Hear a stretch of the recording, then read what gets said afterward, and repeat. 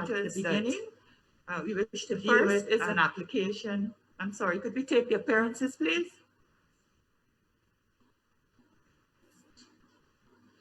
Could we get the appearances before we get started?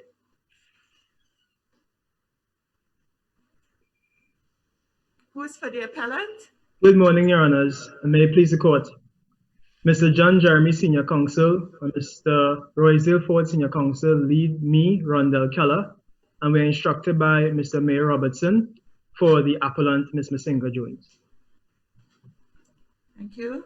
For the respondents? May it please Your Honors, I'm Kim Kite Thomas, and I appear on behalf of the second named respondent, the chairman of the Guyana Elections Commission. Yes, Ms. Guy, thank you. Your Honors, Maxwell Edwards, led by the learned Attorney General, Basil Williams, Senior Counsel, the fourth respondent.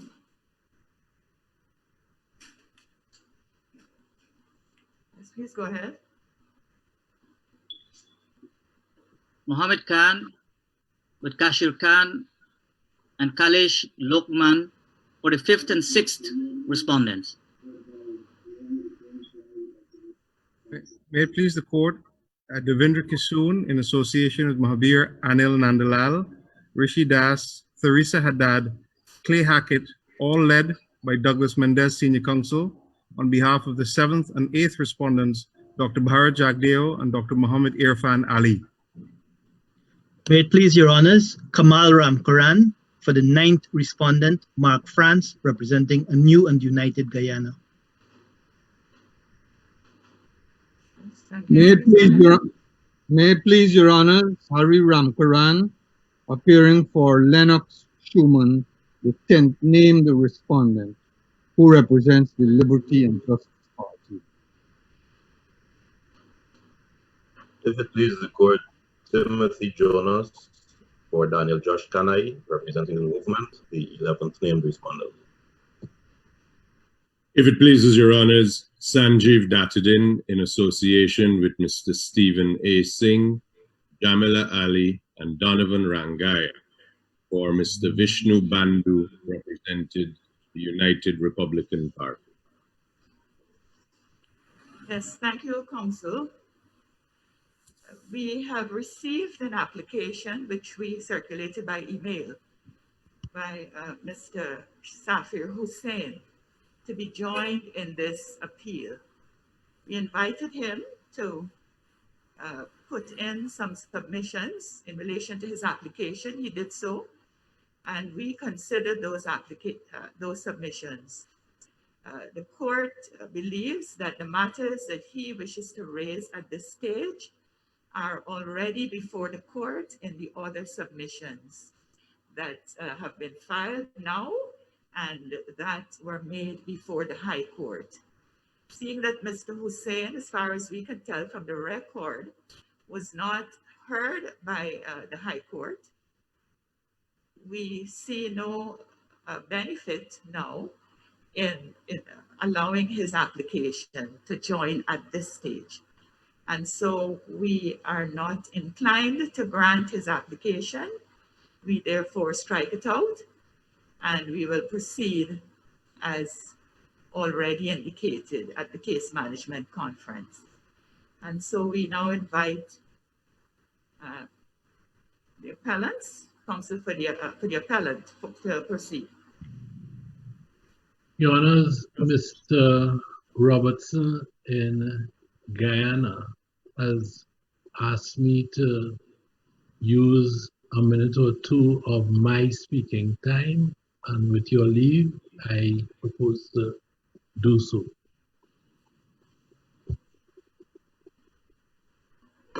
Mr. Robertson. Thank you, Your Honors, and good morning. Good morning. Your Honors, we believe that the learned Chief Justice below got two things right. First, we believe she was correct in her finding that the court had jurisdiction to hear this matter. We also believe that the learned Chief Justice was right when she issued a caution below that counsel refrain from gratuitous politically charged remarks. I don't know that it was directed at anyone in particular, but as Bob Marley would say, who the cap fits, let them wear it. Your Honor, apart from that, the case of the appellant this morning falls under three broad headings. The first one is, what is the impact of the decision of the CCJ, Ali and Jagdeo versus David upon the national recount, Order 60 of 2020, and the returns of the 10 returning officers furnished in March to the CEO? That's the first heading. The second heading would be the constitutionality of Section 22 of the Election Laws Amendment Act number 15 of 2000. And then the third heading would be the respective powers, duties, and obligations of the Chief Election Officer, the Chair of GECOM, and the Commission itself with respect to the declaration of results, having regard to Articles 162, 163, 177, 2B of the Constitution, Section 96 of the Representation of the People Act, and Section 18 of the Election Laws Amendment Act. Our written submissions have, and our oral submissions will, address these broad issues in greater detail. We believe that the judgment of the court below incorrectly determined all of the questions related to these issues. And with the court's permission, before I yield to my learned senior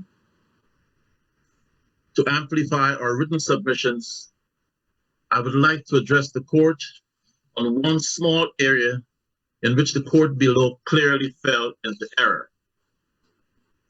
I refer specifically to the court's finding that this court in the Ulitamore appeal had concluded that the constitutionality of Section 22 had to be challenged by election petition only.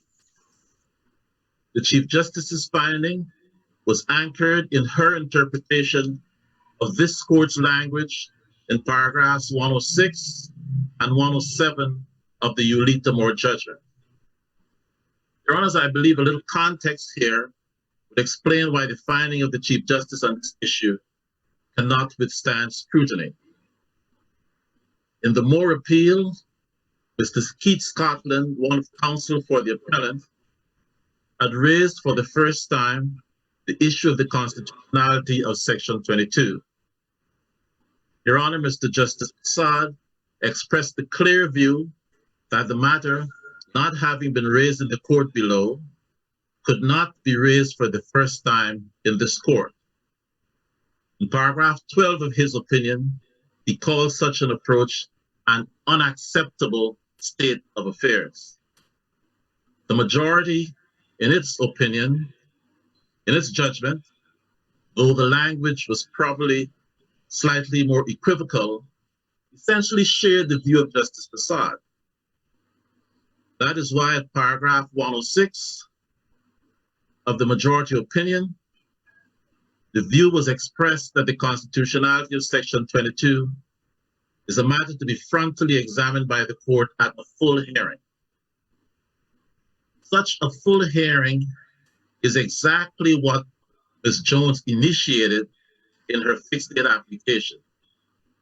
Specifically in paragraph Roman numeral 18 of the declaration sought, she specifically requests a declaration that Section 22 is unconstitutional. One cannot get more frontal than that, Your Honors. In her fixed date application, there was an opportunity for extensive oral and written submissions. And since the Section 22 issue is essentially a matter of pure law, it is respectfully submitted that when this court talked about a frontal attack, the court was not talking about a trial in which witnesses are heard and cross-examination takes place, such as in an election petition. While we have no quarrel with the view that constitutionality can be canvassed in an election petition, the majority opinion in the Moore Appeal Court does not in any manner suggest that the petition court is the only permissible venue for a challenge. With the greatest respect, we believe that the learned Chief Justice was taking impermissible liberty with the language of the Moore Appeal Court when she found that the decision in the Moore Appeal stands for the proposition that the constitutionality of Section 22 can only be challenged in an election court. And with that, Your Honors, I now yield to my learned senior, Mr. Jeremy, to present the more detailed arguments on behalf of the appellant. Yes, Mr. Robertson, we will hear all the arguments, and the court is going to rule on this point in its judgment. So our position today is to hear your views on all of the matters, and then we will deal with the clarifications and other issues in our judgment. So we have made a note of your submission on that point. Thank you. Could we move on then now to Mr. Jeremy? Thank you, Your Honors. Your Honors, we appeal from the decision of the learned Chief Justice on 4 planks. We launch our appeal on 4 planks, and they correspond in broad terms to the questions which were raised by the Honorable Chief Justice in the court below. The first of those planks is the constitutionality of Section 22 of the Election Laws Amendment Act. The learned Chief Justice held inter alia that was a matter which was res judicata. The second is the validity of Order 60. And again, the learned Chief Justice held inter alia that was res judicata. That the only data that could be used for the declaration of the results would have to be the recount results, and that the 10 declarations already validly made, in the words of the court at paragraph 77, could not be resurrected at this point in time. My lady, in the court below, the learned Chief Justice held that the relief sought in the fixed date application were all based on issues litigated previously, and she felt bound to follow those respective pronouncements on the law. And that's to be found at paragraph 85 of her judgment. My learned friends have raised Mr. Mendez. I'm not sure whether he's the 8th or the 12th respondent. I lost count, and I mean no disrespect by this, but we sued 4 persons. 8 persons, I believe, have been added to the list of respondents. There's a cross appeal on the question of jurisdiction, and we say in respect of that the Honorable Chief Justice correctly applied the very test which was urged on her by Mr. Mendez in Holiday. That is to say that she was exercising a jurisdiction in very narrow terms in judicial review, in very narrow terms, because this is, strictly speaking, a challenge which is taking place in the context of an election. So she structured her intervention in Holiday to a test which she said was based on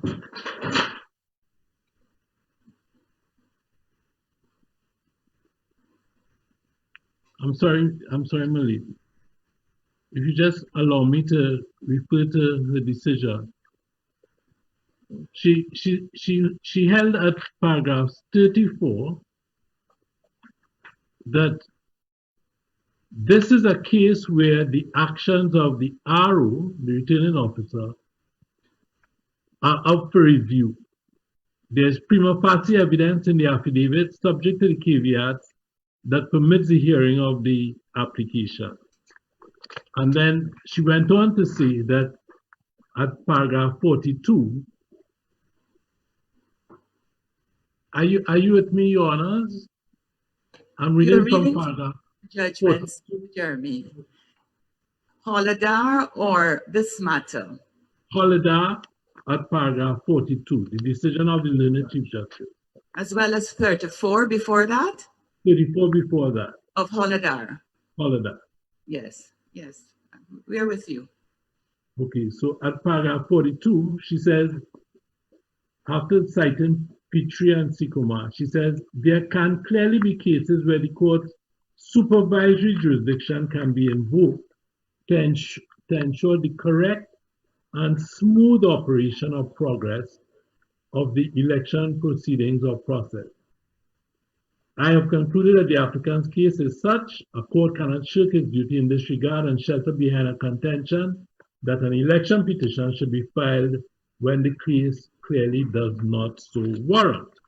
So that is all that I have to say with respect to the cross appeal. I say that the Honorable Chief Justice correctly applied the test which was urged on her by the sixth or by Mr. Mendez, his respondent.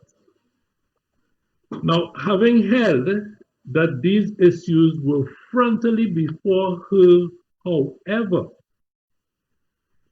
that is to say, the issue with respect to the constitutionality of Section 22, the constitutionality of the functions undertaken by GECOM, the High Court, we say, ought to have determined those questions, but instead, the learned Chief Justice held, that although she had jurisdiction, the issues were res judicata.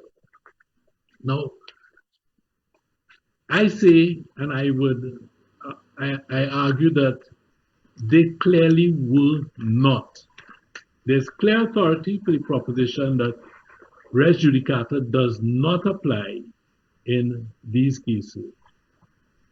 And with respect to these points, Your Honor, if I could speak quickly to the constitutionality of Section 22, which was before her. Our attack on the constitutionality of Section 22, it's apparent on the face of it. Section 22 is contained in the Election Laws Amendment Act. That act was enacted in 2000. It was enacted as Act 15 of 2000. The Constitution, as we all know, was enacted in 1980 and contains the usual supreme law clause that is found in all of our Commonwealth Caribbean constitutions. That clause in Guyana, as Your Honor knows, is in Article 8 of the Constitution.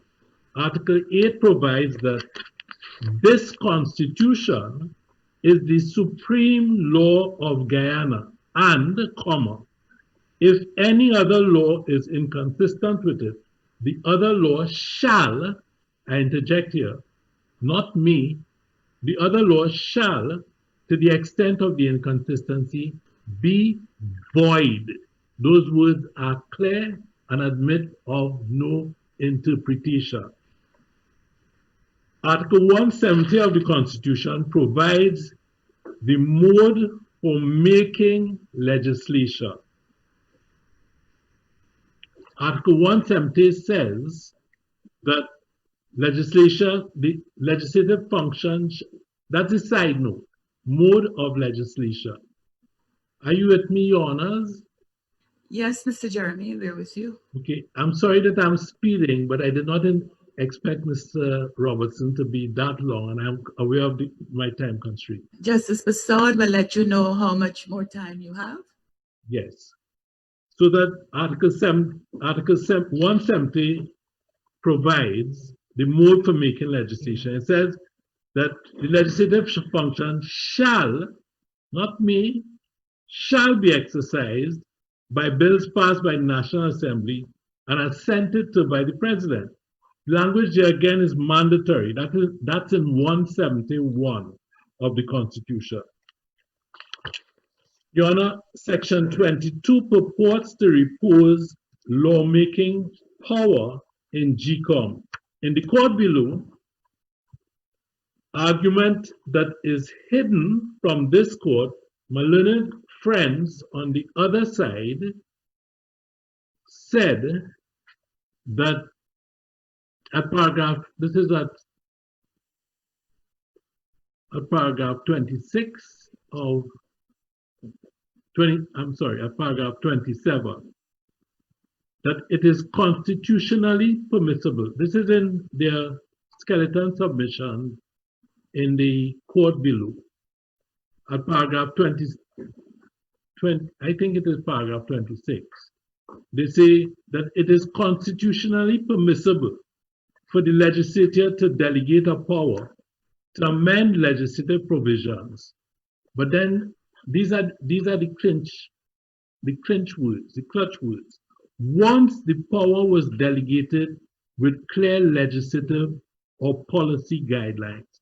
Now you have a problem there because of those words.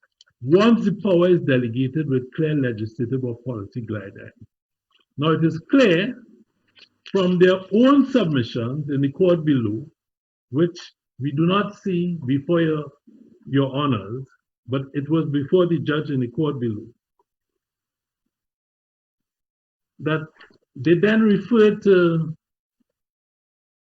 in paragraph 27 of their submissions, towards the end of the paragraph, the case of Whitman versus American Trucking, a decision, an American case, because that's all that they could find to support for this delegation of the legislative function.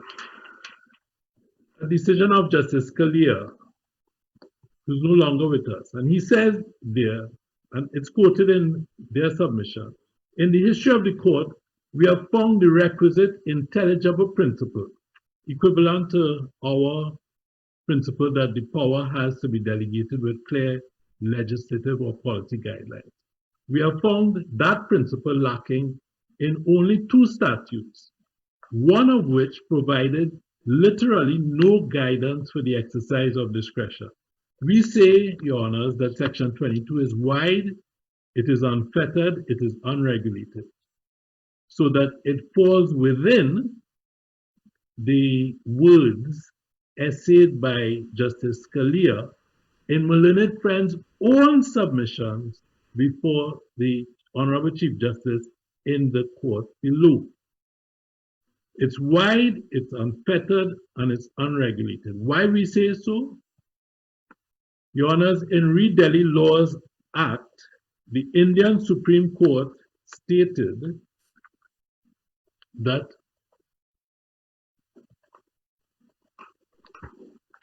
this is to be found in our submissions at page 7, towards the end of the page. Delegation of this kind cannot proceed beyond that. It cannot extend to the repealing or altering in essential particulars laws which are already in force in the area in question. That's paragraph 17 of our submissions before your honors.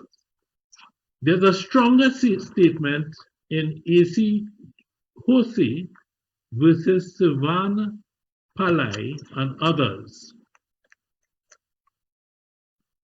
Now, in that case, the court held at this is also in our submissions, at page 11, that towards the top of the page, where there's an act and express rules made thereunder, it is not open to the Commission to override the act or the rules and to pass orders in direct disobedience to the mandate contained in the act or the rules. In other words, the powers of the Commission are meant to supplement rather than to supplant the law. That's at page 11 of the case. Paragraph 14 of our reply submission. Your Honors, if you also look at paragraph 52 of the decision of the CCJ in Eslin David, the CCJ is clear that the notion, and they mention order 23 or order 60 23 times, Your Honors. But in effect, this is what they do. I'm not talking about a mention. I'm talking about what they do with order 60. They say at paragraph 52 that the notion that order 60 can either impact the interpretation of the Constitution or create a new election regime at variance with the plain words of the Constitution is constitutionally unacceptable. We adopt that and those statements of principle. And so too, we see is the notion that the order can amend the legislation. So for all of those reasons, we see that section 22 is unconstitutional. But if your honors are not with us on that, we see that the purported exercise of the powers are in fact unconstitutional. Now, Mr. Jeremy, you have 5 minutes remaining. In any event, section 22 by its purport seeks to amend, this is what it does. It seeks to amend the Representation of the People's Act, the National Registration Act, or any relevant subsidiary legislation. It clearly excludes from that the National Assembly Validity of Elections Act, which is the act that operationalizes section 163 of the Constitution. What the court downstairs could not do, what this court cannot countenance, is a wider interpretation of section 22 than it purports to have.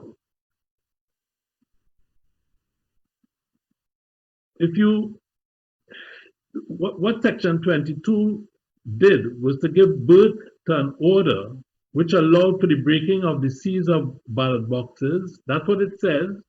It allows for the inspection and scrutiny of ballots, allows for GECOM, if satisfied, to set aside declaration. All of those are matters for the High Court under the Constitution. And any such action taken by GECOM is and must be unconstitutional. We say also that Order 60 is invalid because of the reasons set out in our submission. We argue that its provisions conflict with section 162(1) of the, first of all, section 162(1) of the Constitution provides that GECOM is subject to the Constitution itself. It can't usurp functions under the Constitution. And insofar, and the Constitution says that it is subject to the Constitution and other laws. It cannot make an order, as it purports to do in Order 60, in respect of the breaking of seals, the examination of election materials, and on top of all of that, give power to someone who is not a judge to overturn the results of the declarations which have already been made. Now, there are a couple of cases, Your Honors, SINA number 2, which deals with the question of res judicata, and PINOP, which we treat with. Now, in SINA number 2, the court holds clearly that a decision on procedure alone, not a decision on the merits, looking at the matter, they say positively, a decision on the merits is a decision which establishes certain facts as proved or not in dispute. It states the relevant principles of law applicable to such facts and expresses a conclusion with regard to the effect of the application of those principles to the factual situation. That did not occur in Ulita Moore. So that for the court below to say that the doctrine of res judicata applies is in defiance of the established principles in Garraway, SINA, and PINOP. So, Your Honors, we say that Order 60 is unconstitutional, it is ultra vires void, of no effect. We say that the reliance on the doctrine of res judicata is misconceived and inconsistent with the law, that the declarations cannot be set aside outside of an election petition and the superintendence of a judge of the High Court, and that Order 60, insofar as it purports to do any of those things, is void. And I refer Your Honors to the cases of Goff, the Indian cases of Samnath Sala versus State of Maharashtra and Sundar Singh, in which the court said explicitly that even if a recount produces a result, even if a recount produces a result, a recount by a commission produces a result which demonstrates that the wrong person was declared to have won, that cannot stand in the face of these orthodox principles. Those are the submissions for the applicant, Your Honors. Thank you, Mr. Jeremy. I apologize if I have run over my time.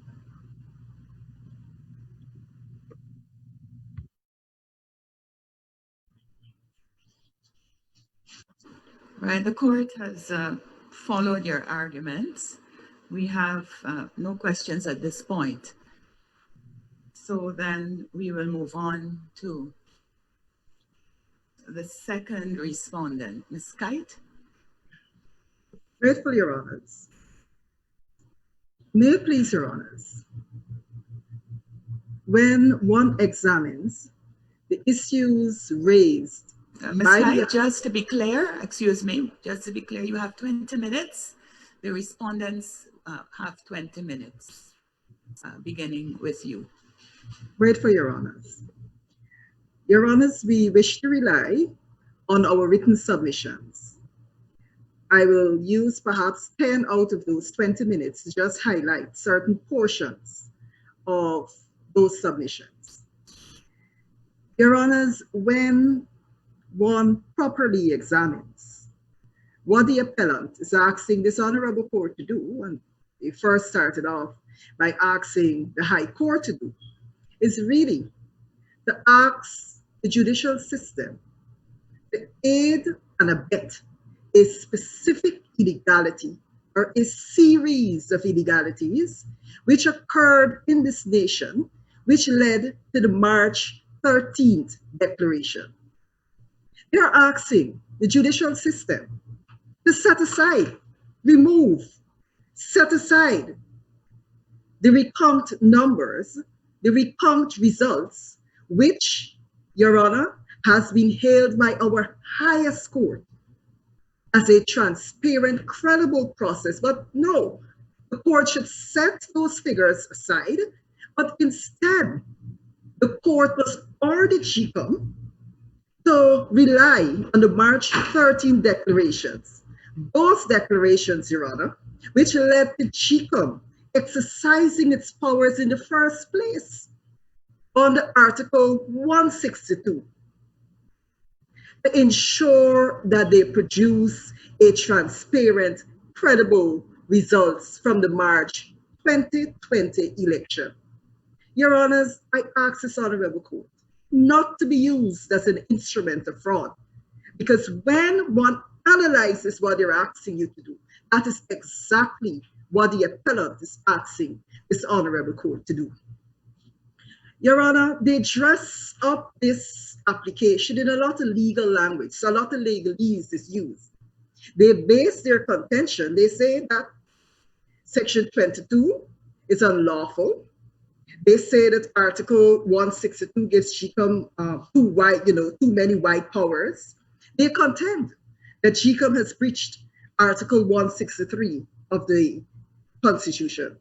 Your Honors, my very short answer to all of that, and we have elaborated on this in our written submissions, but the short answer to all of that is that all of their allegations, their contentions, their attack on specific pieces of legislation, which have formed the basis of our electoral laws and framework for a very long time, all of these attacks can be frontally addressed, Your Honors, by virtue of an election petition. So, Your Honors, this is my very short answer to all of this. And further, Your Honors, a distinction has to be made between what is an election dispute and what is GECOM attempting to ensure, or as you put it in Ulita Moore's decision, GECOM managing the election, the electoral process. A distinction has to be made. Your Honors, in Halidar, the Honorable Chief Justice first made that distinction after she examined a line of cases. In Halidar, the Honorable Chief Justice said that the court can't find jurisdiction to ensure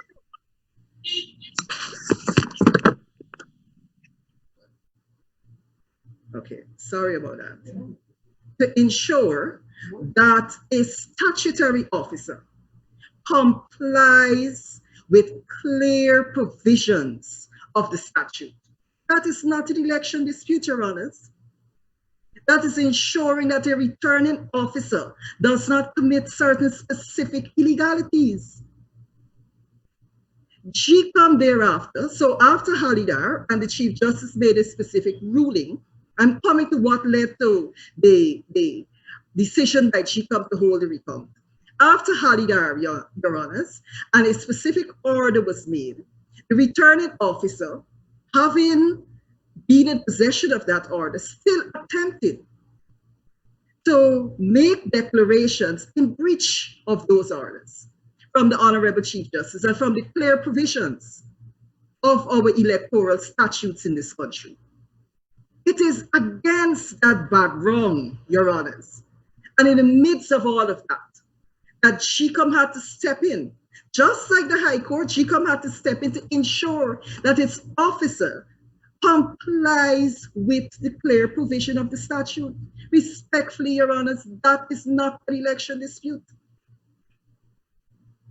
That distinction was made in Halidar. That is simply GECOM ensuring that its officer acts lawfully and in accordance with the clear provisions of statute. How can that be an election dispute? Ms. Kite, Chief Justice in her judgment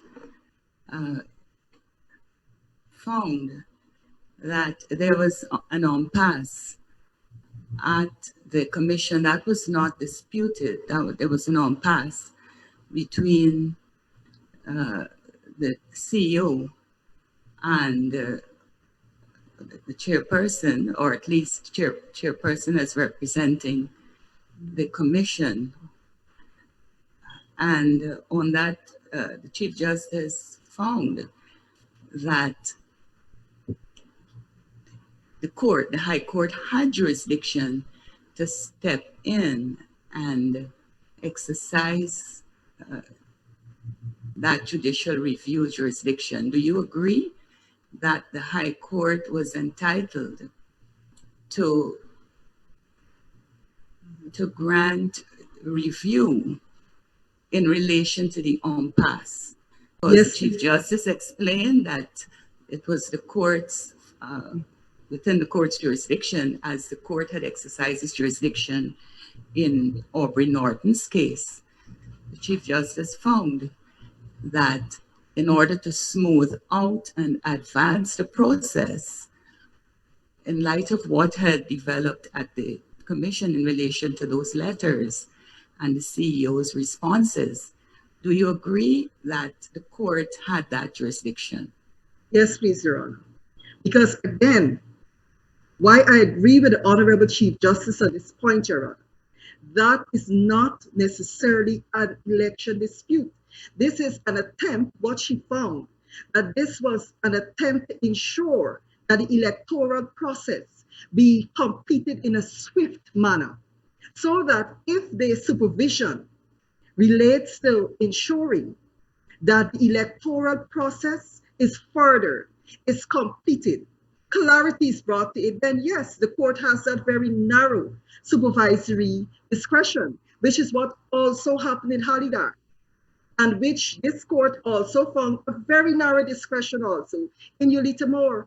Those things are different, Your Honors, attacking the lawfulness of the election. Those issues are different from coming square within what can be considered an election dispute. Your Honor, what the CEO, where the Chief Justice intervened in relation to giving some directions to the CEO. Your Honor, that is not an election dispute. That is simply an officer being insubordinate and executing what I term clear dereliction of duties. That is not an election dispute. And the court would find supervisory jurisdiction to deal with insubordination by the officers of the Secretariat, just as what happened in Halidar. It is similar.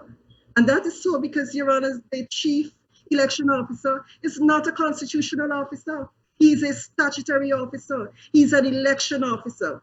He is not shielded by Section 141. And that is why the court can intervene to tell him how he must act. He must act lawfully. He must act in conformity with the laws of this land, which right now, Your Honors, include Order 60. So it was the court telling the chief election officer that he has to act in accordance with Order 60 of 2020, which has not been set aside by our apex court or any other court, and which I dare say, Your Honors, cannot be set aside in an application of this nature and of this type. I hope I have been helpful. Yes, thank you, Ms. Kite. Grateful, Your Honors. Your Honors, this now brings me to Ulita Moore. I do not agree with Mr. Robertson's attempt this morning to offer to this court his understanding of Ulita Moore's case, when, Your Honor, the court was very clear in distinguishing in Ulita Moore again what is an election dispute and what is not an election dispute.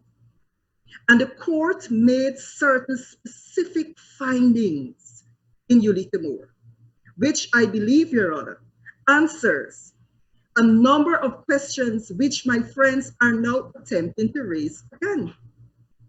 I go, Your Honor, to begin with paragraph 106 of Ulita Moore.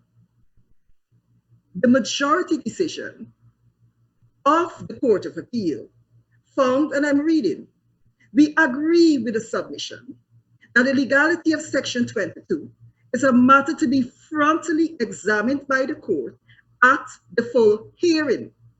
You found that in Pitchery and Sycamore Singh, the High Court declined to examine the constitutionality of election-related legislation. I don't know how clearer Your Honors could be. During the election period, allocating such questions to an election petition. You didn't stop there, Your Honors. You said the court said that such a determination would be disruptive to the election process. Moreover, it is well established that constitutional questions can be determined at the hearing of a petition, as discussed in Pitchery and Chaitan and the Attorney General and another. You said, alternatively, if GECOM has utilized its power under Section 22 unlawfully, then that would be a question for determination at such time. Your Honors, respectfully, I do not know how clearer than this a court could be. And in relation to the recount, Your Honor, the court then went on to give its blessings to the recount, confirming the orders of the full court and discharging the interim injunctions granted by Justice Holder. And Your Honors, I now wish you to consider 85 and 86 of this judgment, because at 85, this court said the decision whether to hold a recount or not were matters that were central to the elections and fell squarely within the domain of GECOM to determine the management, to determine as part of its management of elections. The functions performed in relation to those responsibilities would be shielded, Your Honors, by Section 141. So, Your Honors, you were not speaking in vacuum. You were specifically analyzing and making findings on Section 141, which shields GECOM unless GECOM is acting either in excess of jurisdiction or acting unconstitutional. Those provisions do not cover the election officers. So that is a clear distinction. And this is confirmed in Halidar, it's confirmed by you and Ulita Moore, and again, it was confirmed by the Honorable Chief Justice in this said matter. A major distinction. So to say that by executing, carrying out the recount, that GECOM was trespassing on Article 163 of the Constitution, Your Honors, respectfully, that argument is flawed and misconceived. GECOM managing the election process to ensure that its officers act lawfully, ensure that their officers act in accordance with clear statutory provisions, cannot be seen or viewed as trespassing on Article 163. The very Constitution gave GECOM those powers. So while we're talking about Section 22 being unconstitutional, I wish the court to look clearly at Article 162, 1B of the Constitution, which really gives GECOM those powers. I don't know what... Ms. Kite, you will have to wrap up very shortly. Yes, your time is up. Great for Your Honors. I wish to close with the allegation, Your Honors, that... You are making a point about 162. Yes, I'm saying, Your Honors, that Article 162, 1B clearly gives GECOM its powers to manage the process and to ensure that they provide this country with a credible elections results. And that is all GECOM was doing. So to ask you to set aside the recount and return to the controversial March 13th declarations, Your Honor, simply ask this court to be an instrument of fraud. I ask this court to desist from that. I close finally, Your Honors. I believe I've made a point that the Chief Elections Officer is a statutory officer, and he is subject to the disciplinary control of the Commission. I wish Your Honors to look, and I've listed in my submissions a number of very clear provisions which show that he cannot flout the law. He cannot act in excess of the law. His report must be constrained. His report must be in accordance with the law. And right now, Order 60 forms part of the electoral laws in this country. So he must act in accordance with that. And Your Honors, one final point, I'm over my time, the question of res judicata. The fact, Your Honors, that 9/10 of what the appellant here is asking this court, those very questions were asked by Yulita Moore. Is a clear indication to this court that these issues have been litigated before, and this is an attempt to re-litigate those issues. That, Your Honors, amounts to an abuse of the process of the court.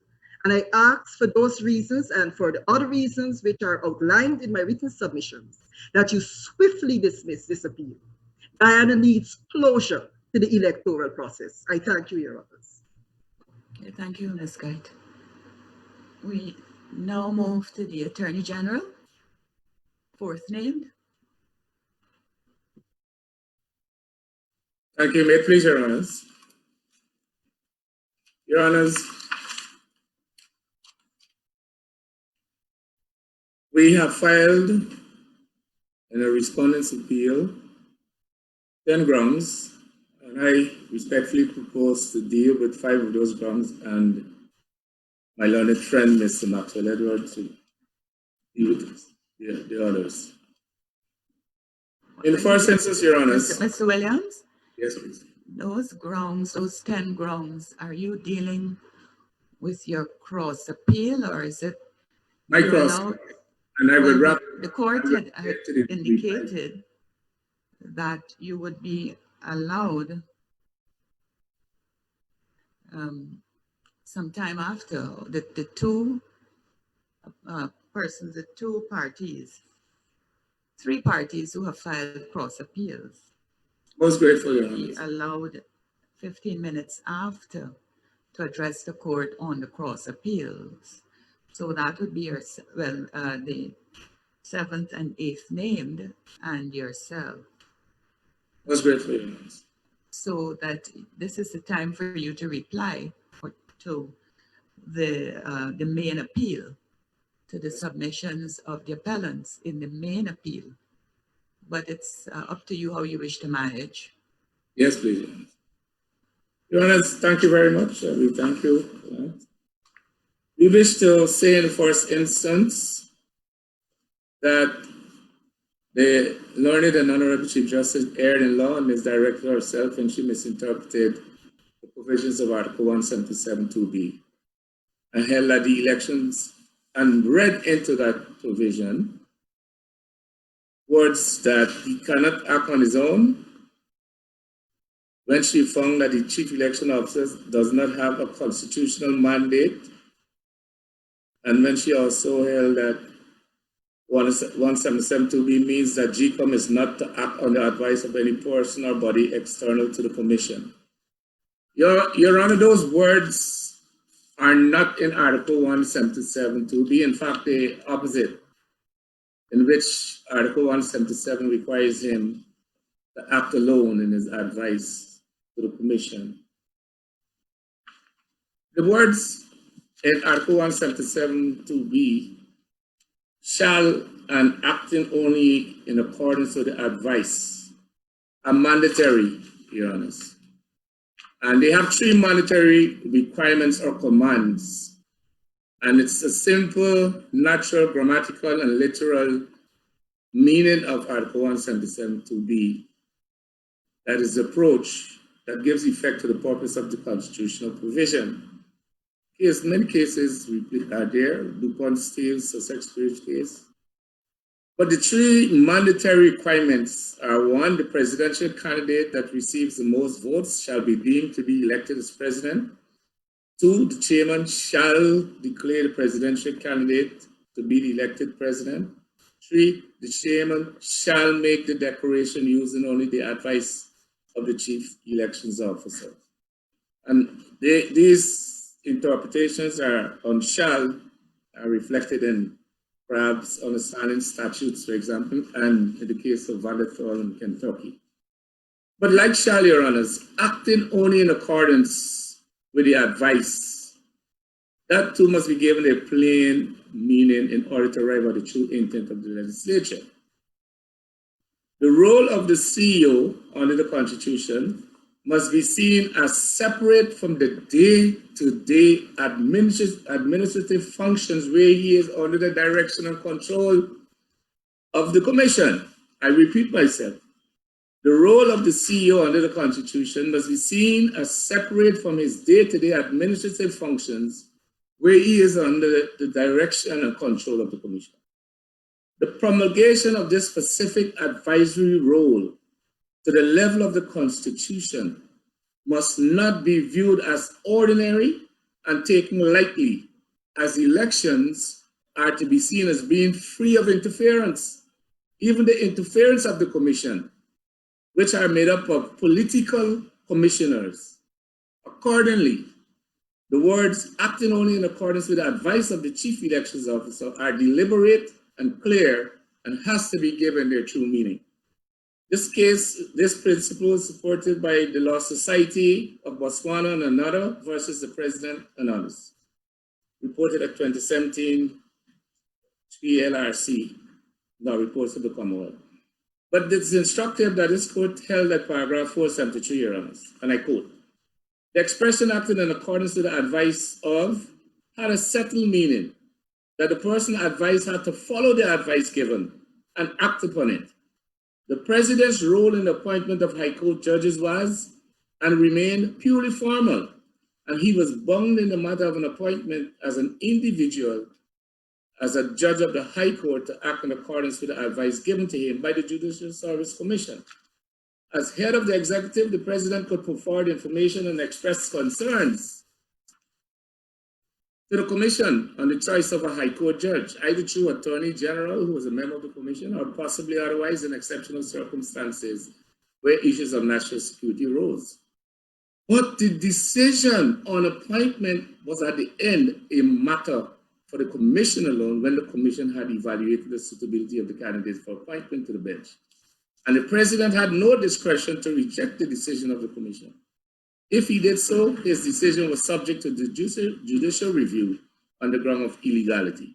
And so we respectfully submit in mutatis mutandis, Your Honors, that in this case, the chairman of the Elections Commission, whose position is merely formal, all being politically elected, simply to follow the advice given and act on it. For example, there's a danger of reading words into the constitutional provision.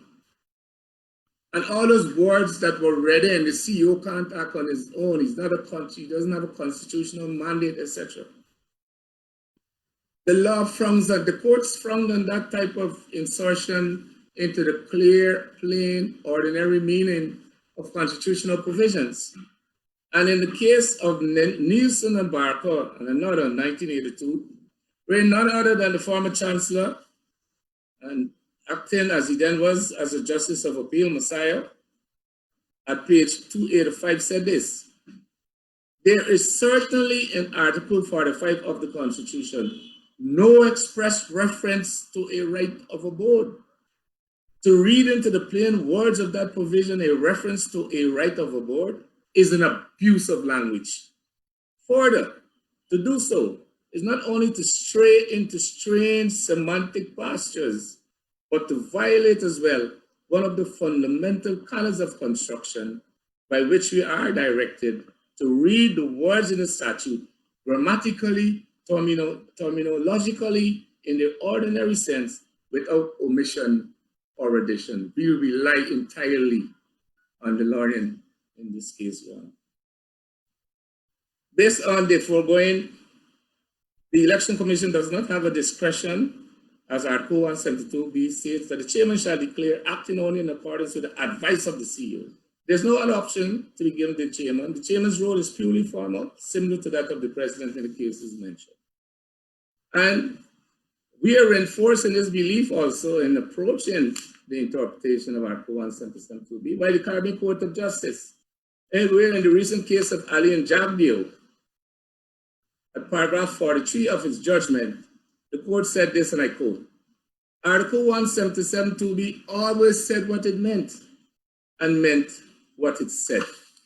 And therefore, Your Honors, in terms of ground 3, we are saying that the failure by the chairman of the Elections Commission was an abdication of a constitutional duty to declare the president, as the plain words of Article 177(2)B, as having been the elected president of the Portuguese Republic of Guyana. Your Honor, just if I could move on. The question of Section 18 not being in collision with Article 177(2)B, we reject that. And we say that the Section 18 itself is inherently flawed. It says the chief election officer and the commission of registration shall notwithstanding anything in any written law, be subject to the direction and control of the commission. Now, the words notwithstanding, of course, would say that this provision takes precedence over all other provisions, because written law is defined in the Constitution to include constitutional instruments that's defined under Section 5 of the Interpretation of General Clauses Act. Written law means constitutional instruments, acts of parliament, subsidiary legislation, and applied laws. And constitutional instrument means the Constitution of the Cooperative Republic of Guyana. And therefore, this article is saying that it is superior to the Constitution. And obviously, Your Honor, that is a suggestion that will be confronted with the supremacy of the Constitution, that where any law is inconsistent with it, such law to the extent of that inconsistency will be void. And we have Clairmont, Attorney General of Trinidad and Tobago, that is authority for that proposition. Therefore, Section 18 cannot be used to curtail the important role of the chief elections officer under the Constitution. And it's further submitted that Section 18 of the election laws also is a plain breach of the separation of powers doctrine for Parliament to purport transfer, otherwise than by a constitutional alteration, legislative functions of amending the principle of primary legislation to an executive body, which is GECOM. There are many cases on that, but there is a case, Benjamin and the Ministry of Information, reported out of High Court of Anguilla, where the current president of the CCJ, when he was then Justice Saunders, stated, our democracy rests on three fundamental pillars, the legislative, executive, and judiciary. All must keep within the bounds of the Constitution.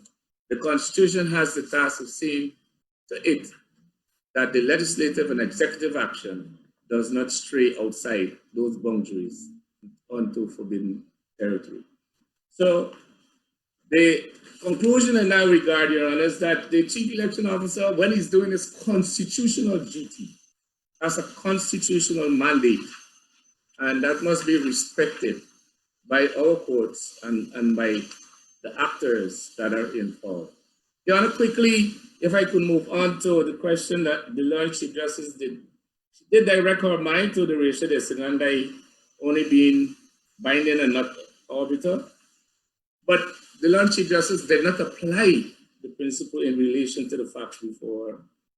So that when we look at the reason for saying that matters were res judicata because of Eslen David and the Ali and Jabdeo, let's examine that, because the basic principle is that only the ratio decidendi is binding on a court.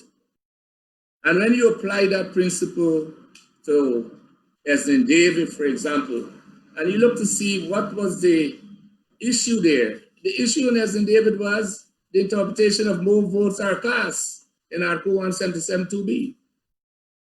And in Ali and Jabdeo, the issue was whether the Court of Appeal in Eslen David had properly assumed jurisdiction vested in it under Article 177(4) of the Constitution. In addition to that, the court was concerned with its own jurisdiction, that is the CCJ. So those issues are not before the court in Misenga Jones's current matter. So therefore, they could only be arbiter, and this court will not be bound by the ruling of the Learned Chief Justice that these matters are res judicata. The authorities are listed in our submissions, Your Honor, and I respectfully guide Your Honor. I wish just to say one, relate to one case, and that is the Raja case, Raja versus Van Hoegenstraten, 2009, 1 WLR, where Montgomery Law Justice made the following remark. We do not consider that in Isaacs and Robertson, Lord Diplock was intended to say that the inherent jurisdiction of the court could be invoked to make an order which was inconsistent with the rules. In any event, the ratio of the decision was that an order made by a court of unlimited jurisdiction had to be obeyed unless or until set aside.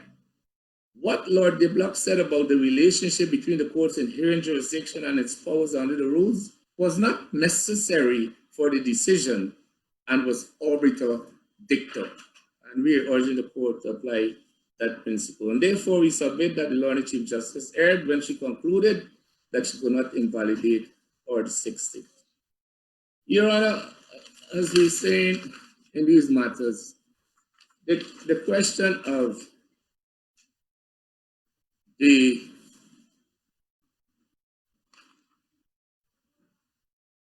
striking down of Order 60 and all of these things, my other friend would deal with that, but the saying that you couldn't strike it down because of res judicata will not be applicable. But assuming and not admitting some irregularity in relation to the 10 declarations, only an election court in an election petition can inquire and investigate into the factual merits or demerits of such irregularity under jurisdiction created by Article 163. So when the Learned Chief Justice said that the 10 declarations were overtaken by the recount, we respectfully submitting that the Learned Chief Justice was not sitting in an election petitions court, and there was nothing has set aside the 10 declarations. In fact, GECOM itself did not until recently, applications were made to them to set them aside, but they couldn't be. Why was that so? Because GECOM was not taken by the propaganda that the Region 4 declaration was fraudulent, because the allegations of the first declaration was set aside by the Learned Chief Justice, who directed the RO to return and continue to count using his own procedure. And an attempt was made to file a contempt motion to that, but it was never followed up. And your time is up. Yes, Your Honor. Your time is up, so please wrap up. Yes, please. Just to say quickly that the same principle applies to the recount as they apply to the 10 declarations. The 10 declarations are extant because only an election petition court could set them aside. Your Honor, I hand over to my, thank you very much. I hand over to my lawyer. Morning again, Your Honors. Permit me to begin my submissions, Your Honor, with the short. Mr. Edwards? Yes, Your Honor.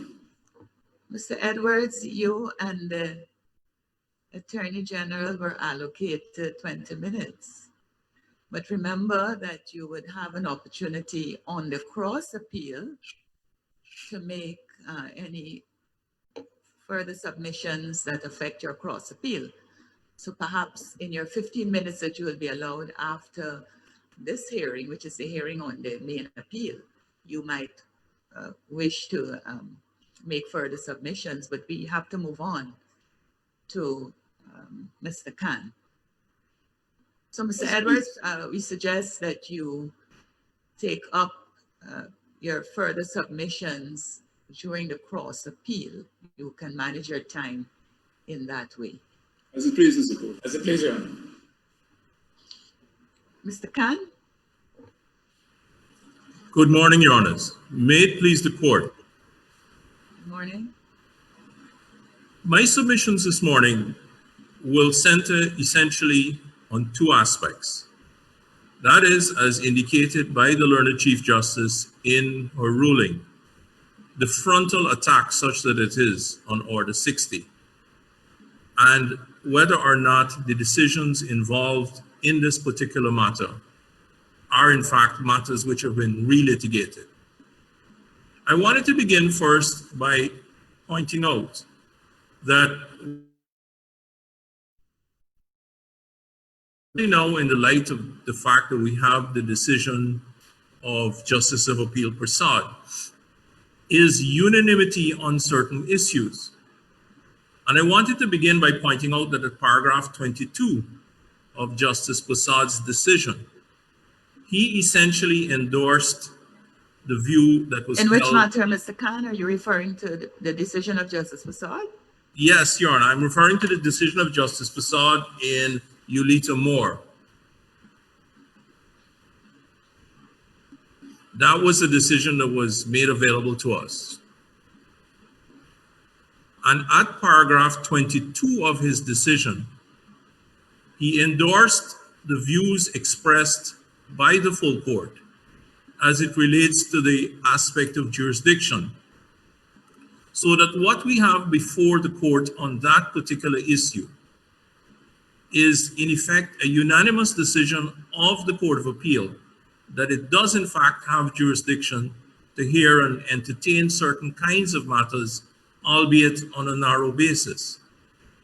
And that is in furtherance of the submissions that we would have made at the High Court level following the majority decision of Ulita Moore. And I believe that on that front, our respectful contention is that there was in fact jurisdiction to hear the matter. As it relates, Your Honor, to the attack on Order 60. Mr. Khan. Yes, Your you Honor. say there was jurisdiction on what basis? You said On the High basis Court had jurisdiction because many principles have been put forward in relation to jurisdiction.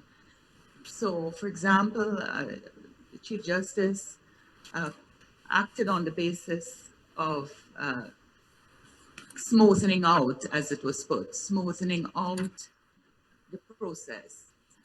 Another principle could be that came up in Ulita Moore in the majority decision was that there might have been an excess of jurisdiction. So what is the basis on which you say that the High Court had jurisdiction? Your Honor, I say that the High Court has jurisdiction in line with the dicta in Aubrey Norton, where the court has always had an inherent capacity to review when it comes to illegality. And Your Honor, I wanted to point out at paragraph 3 of our submissions, where the authors of Wade and Forsyth observed, and I quote, that the long line of decisions bring out what the dicta ignore, namely that appeal and review exist for different purposes. The first concerning merits and the second concerning illegality. And this is the important aspect which in response to the question, and that review of illegality is the primary mechanism of enforcing the rule of law under the inherent jurisdiction of the court. So that the court at all times, under its inherent jurisdiction to enforce the rule of law, can review an allegation of illegality. And the nub of what was put to the court in the application in Misenga Jones was effectively that Order 60 was illegal and that Section 22 was similarly unconstitutional.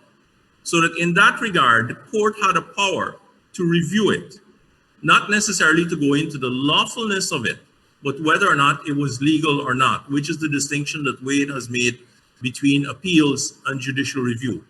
We have also expanded on that particular aspect of our submissions in the High Court level, but for the purposes of brevity, we simply rely on it, Your Honors. Do you have anything to say on the impasse between the CU and or what was taking place in the commission? That was also a basis on which the court Yes, Your Honor. The High Court felt able to exercise jurisdiction to move the process along. So what do you say about that jurisdiction? Your Honor, I believe that having regard to the clear difference of opinion, for want of a better term, between the Chief Elections Officer and the Chairman of the Commission, the court, I believe, in those particular circumstances, is duty bound to offer a ruling based on its inherent jurisdiction, from the common law. In attempting to understand and appreciate what it is we're dealing with in these series of matters, Your Honor, we are essentially in uncharted territory. And more often than not, it is the resort to the basic principles that obtain from the common law, which ultimately will guide the court. And I believe that the Chief Justice, while she may not have said that, is essentially relying on basic common law doctrine to say that as a court of superior record, we are entitled and in some respects duty bound to say that this is how this should be interpreted, this is how it should be understood, this is how it should be applied. And that would be my response in relation to the approach of the Chief Justice in resolving the impasse. Yes, please continue. Thank you. Yes, most grateful.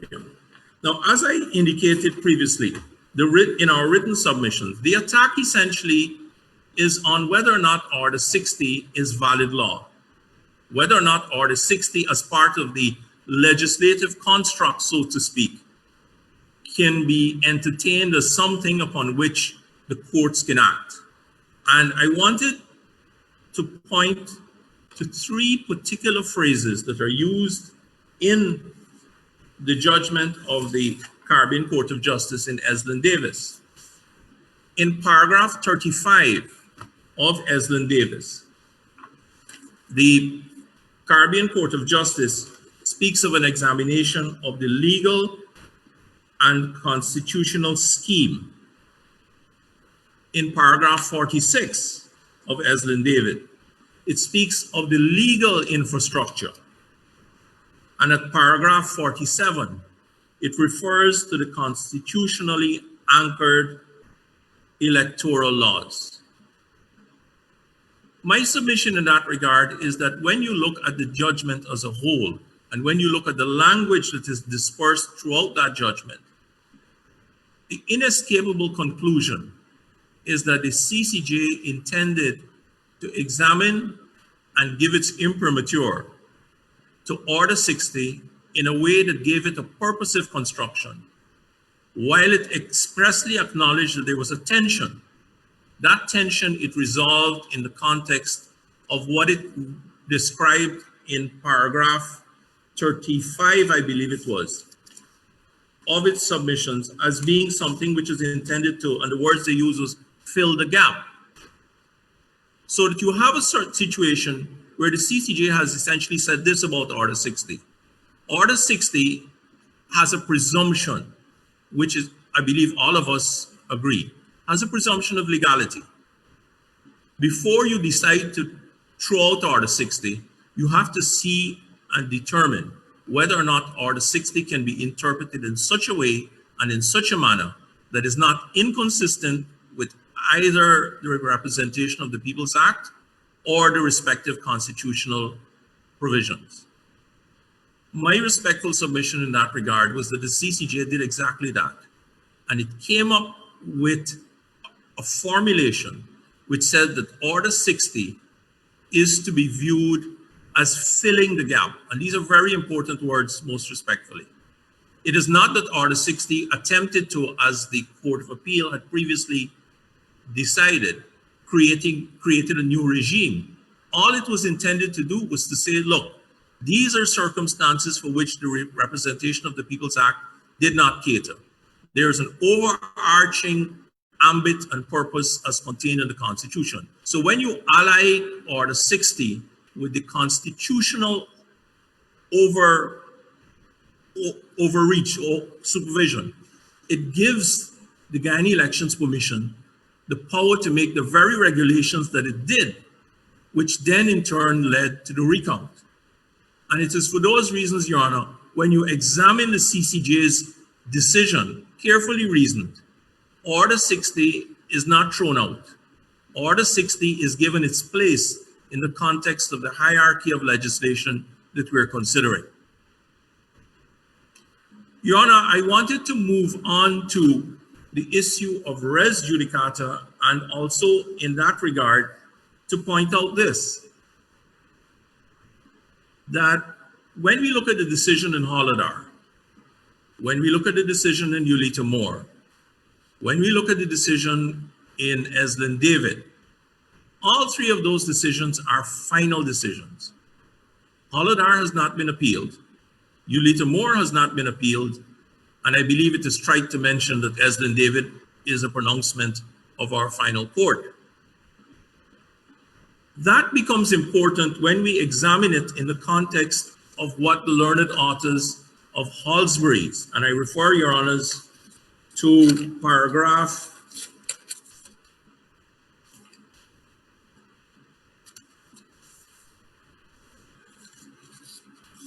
I refer, Your Honors, to paragraph 24 of my submissions, where I looked at Halsbury's Laws of England, 5th edition, 12a. And Halsbury's Laws of England, 5th edition says this, that every final judgment is conclusive evidence against all the world of its existence, date, and legal consequences. It goes on to say this, that it is a fundamental doctrine of all courts that there must be an end of litigation, and that a party may plead the doctrine of res judicata by way of estoppel. Where a judgment has been given in a matter and is a matter of record, and I believe there's no contention here that the judgments I referred to earlier are judgments as a matter of record. An estoppel by record arises and may take the form of cause of action estoppel or issue estoppel. It may also said to be that a cause of action has been merged into the judgment, end of quote. Your Honors, so when these particular applicants come to the court and ask you, in effect, to look at this matter and to say to you, for example, that I am Misenga Davis, I am not Ulita Moore, I am not any other party. What the court has to have regard to, in the words of Halsbury, is the date, existence, and legal consequences. This is a judgment of record. The court has to take into account what it has said and what are its implications. Secondly, and to the point of privity, because much has been made of the fact that we're dealing with different parties. And in that regard, I refer, Your Honors, to my submissions again, and the case from Trinidad at first instance of the Attorney General of Trinidad and Tobago versus the Trinidad and Tobago Civil Rights Association. That is contained at paragraphs 19 and 20 of my submissions, Your Honor. And the court in that particular judgment said this, quote, "It must be remembered that the beneficiary of public interest litigation is not the person who takes the trouble to challenge the decision. It is by definition the public," end of quote. So regardless of who the nominal party is, when one looks at the learning that is discerned from this particular judgment, allied with the fact that we know from Halsbury's that this is a decision which, in the words of Halsbury's, it exists, it has legal consequences, it is a matter of record. One cannot come to any other conclusion that what is contained in those judgments, in fact, impacts any subsequent action on the part of any other person who chooses to come to court under the guise of being a different person to relitigate these matters. And it is for that reason, Your Honors, that I believe that the judgment of the learned Chief Justice in determining that this was in fact res judicata is quite on point. Your Honors, if one were to put a finer point on it, and I must say that I am grateful to one of my learned friends who pointed this out, we have a situation where when one looks at the record, and I will ask Your Honors to look at the record of the application in support of Misenga Jones, if Your Honors have it at hand. If Your Honors look at paragraph 14 of the affidavit in support of Misenga Jones.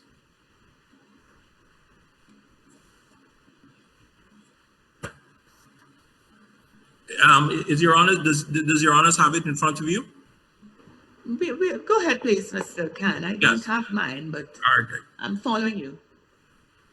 Misenga Jones, in her affidavit at paragraph 14, speaks of an exhibit entitled UM3. Your Honor, UM3 refers to Ulita Moore. It is as patent and as blatant as that. When one gets to that level, Your Honors, we find ourselves in circumstances where we are treading in very dark territory. And it is for that reason, when one looks at the sequence of events and the affidavits that we have in front of us, we can come to only one conclusion, that what is before us is in fact a barefaced attempt to relitigate what the courts have already decided. And it is for those reasons, Your Honor, that I believe that the court ought not to countenance what is currently taking place.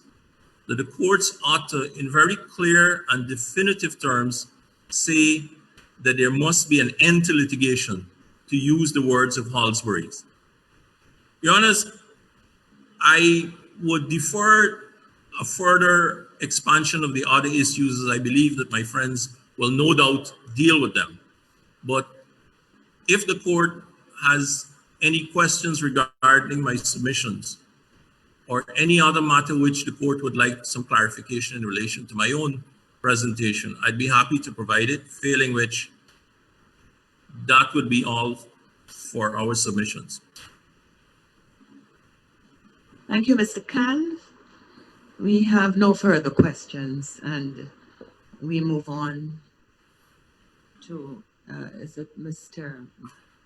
Mendez? Much obliged to Your Honor. I'm grateful for the submissions made by my learned friends who went before me, who opposed the appeal, and it will allow me to shorten to some extent what I intended to say. But I think I endorse what my learned friend Ms. Kite has said to the court already, and I would wish to emphasize that as we speak at the moment, the law governing elections in Guyana consists of those relevant provisions of the Constitution that have been referred to, including, of course, the provision that gives GECOM an independent body that has security of tenure, the supervision and the conduct of elections, and of course, supervision over its employees and officers, including the CEO. It consists also of the Representation of the People's Act. It also consists of the Election Laws Amendment Act, including Section 22, which gives the Commission certain powers in certain circumstances. And it includes Section 18 of that Act, which makes it very clear that the Chief Elections Officer is under the direction and control of GECOM. The law as it stands as well governing elections consists of Order 60, which has been made under Section 22. Those provisions altogether consist of the law pertaining to elections. And that law has required that a recount be held. A recount has been held, and Order 60 itself provides that GECOM was to decide when the results of the recount was presented to it, whether the report by the CEO under Section 96 was to be carried out in accordance with the recount. That's the law. GECOM compliance with Order 60, in compliance with Order 60, gave a direction to the CEO that he must prepare his Section 96 report in accordance with the recount. So far, so for good, the GECOM has followed the law governing elections, inclusive of Order 60. What we have is a situation where the CEO has said that he is not going to follow that direction. He's not going to follow Order 60, even though he went through the entire process supervising the recount, even though he gave a report to GECOM of the results of the recount showing that the PPP had won the election. He has decided that he is not following the recount because he has taken the view that the recount is invalid, and therefore he has taken the view, I don't know who's advised him, but he has taken the view that he's going back to the declarations.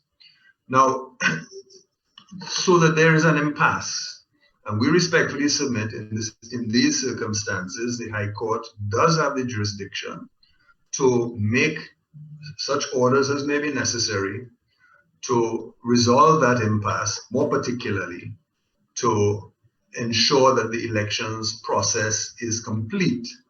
Now, having regard to the fact that the law includes Order 60 at this point in time, which includes the recount, the only order logically consistent with the law as it is that the court can make is to require the chief elections officer to comply with the law, that is to say, to prepare his Section 96 report in accordance with the recount.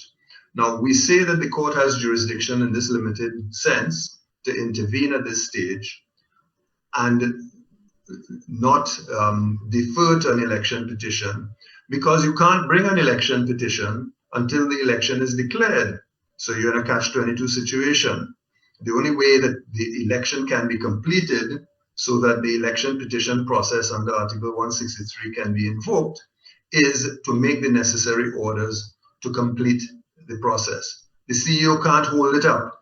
He can't decide for himself. He cannot make any decisions as to what law is invalid and what law is not. If he's doing that, then he is violating the separation of powers doctrine, because a member of the executive cannot decide what laws are valid and what laws are not valid. That is just simply basic constitutional law. And therefore, his obligation is to comply with the law. We should not be here at all.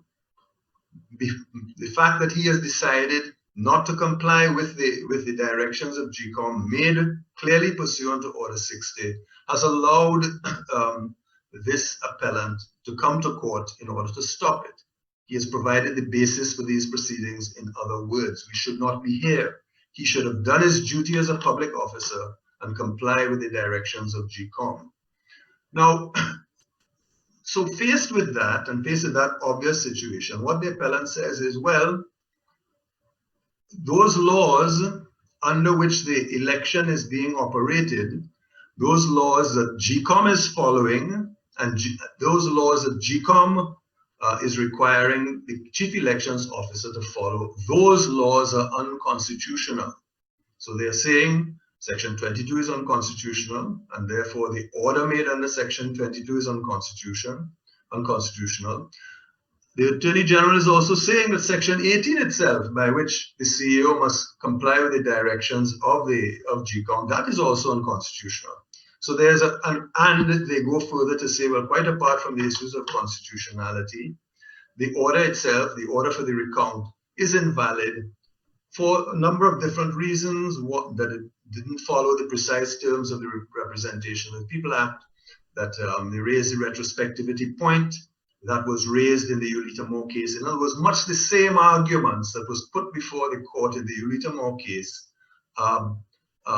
trotted out once again in these proceedings. So here we are. Now, before the Constitution in 1980 was enacted, and before the amendments in 2000 and so on, there were two very important decisions in the constitutional jurisprudence, the election jurisprudence of Guyana, and those were the Petrie and the Sekou cases. And both cases decided that even where you are saying that the constitutionality of the laws under which the election is being conducted is in question, even when you're saying those laws are unconstitutional, the courts say that you must raise that point after the election, not before. The message is, let the election be completed under the laws as they exist, And if you consider that the election is unconstitutional because they were made under unconstitutional laws, then you take that point afterwards. That was the position prior to 1980. So the appellants face that obstacle in its way. They must say that Petri and Sikumar don't apply because Petri and Sikumar are directly on point. But more than that, they have to overcome the obstacle of this court's decision in Ulita Moore. And my learned friend Ms. Kite has taken you to some of the relevant passages, and I will take you to some others. And I can save time by just directing your attention to paragraph 108, in which you had referred to section 140 of the RPA, and you said that this excludes the court's intervention in relation to functions which fall within the responsibilities of GECOM in its management of the elections process. You said that at 108. At paragraph 85, you said, whether the time had come to proceed under Article 177 and Section 99, and the decision whether to hold a recount or not were matters that were central to the elections and fell squarely within the domain of GECOM to determine as part of the management of the elections. The functions performed in relation to those responsibilities would be shielded by Section 141. That is an obstacle in the way of the appellants in making the points which they would wish to make in these proceedings.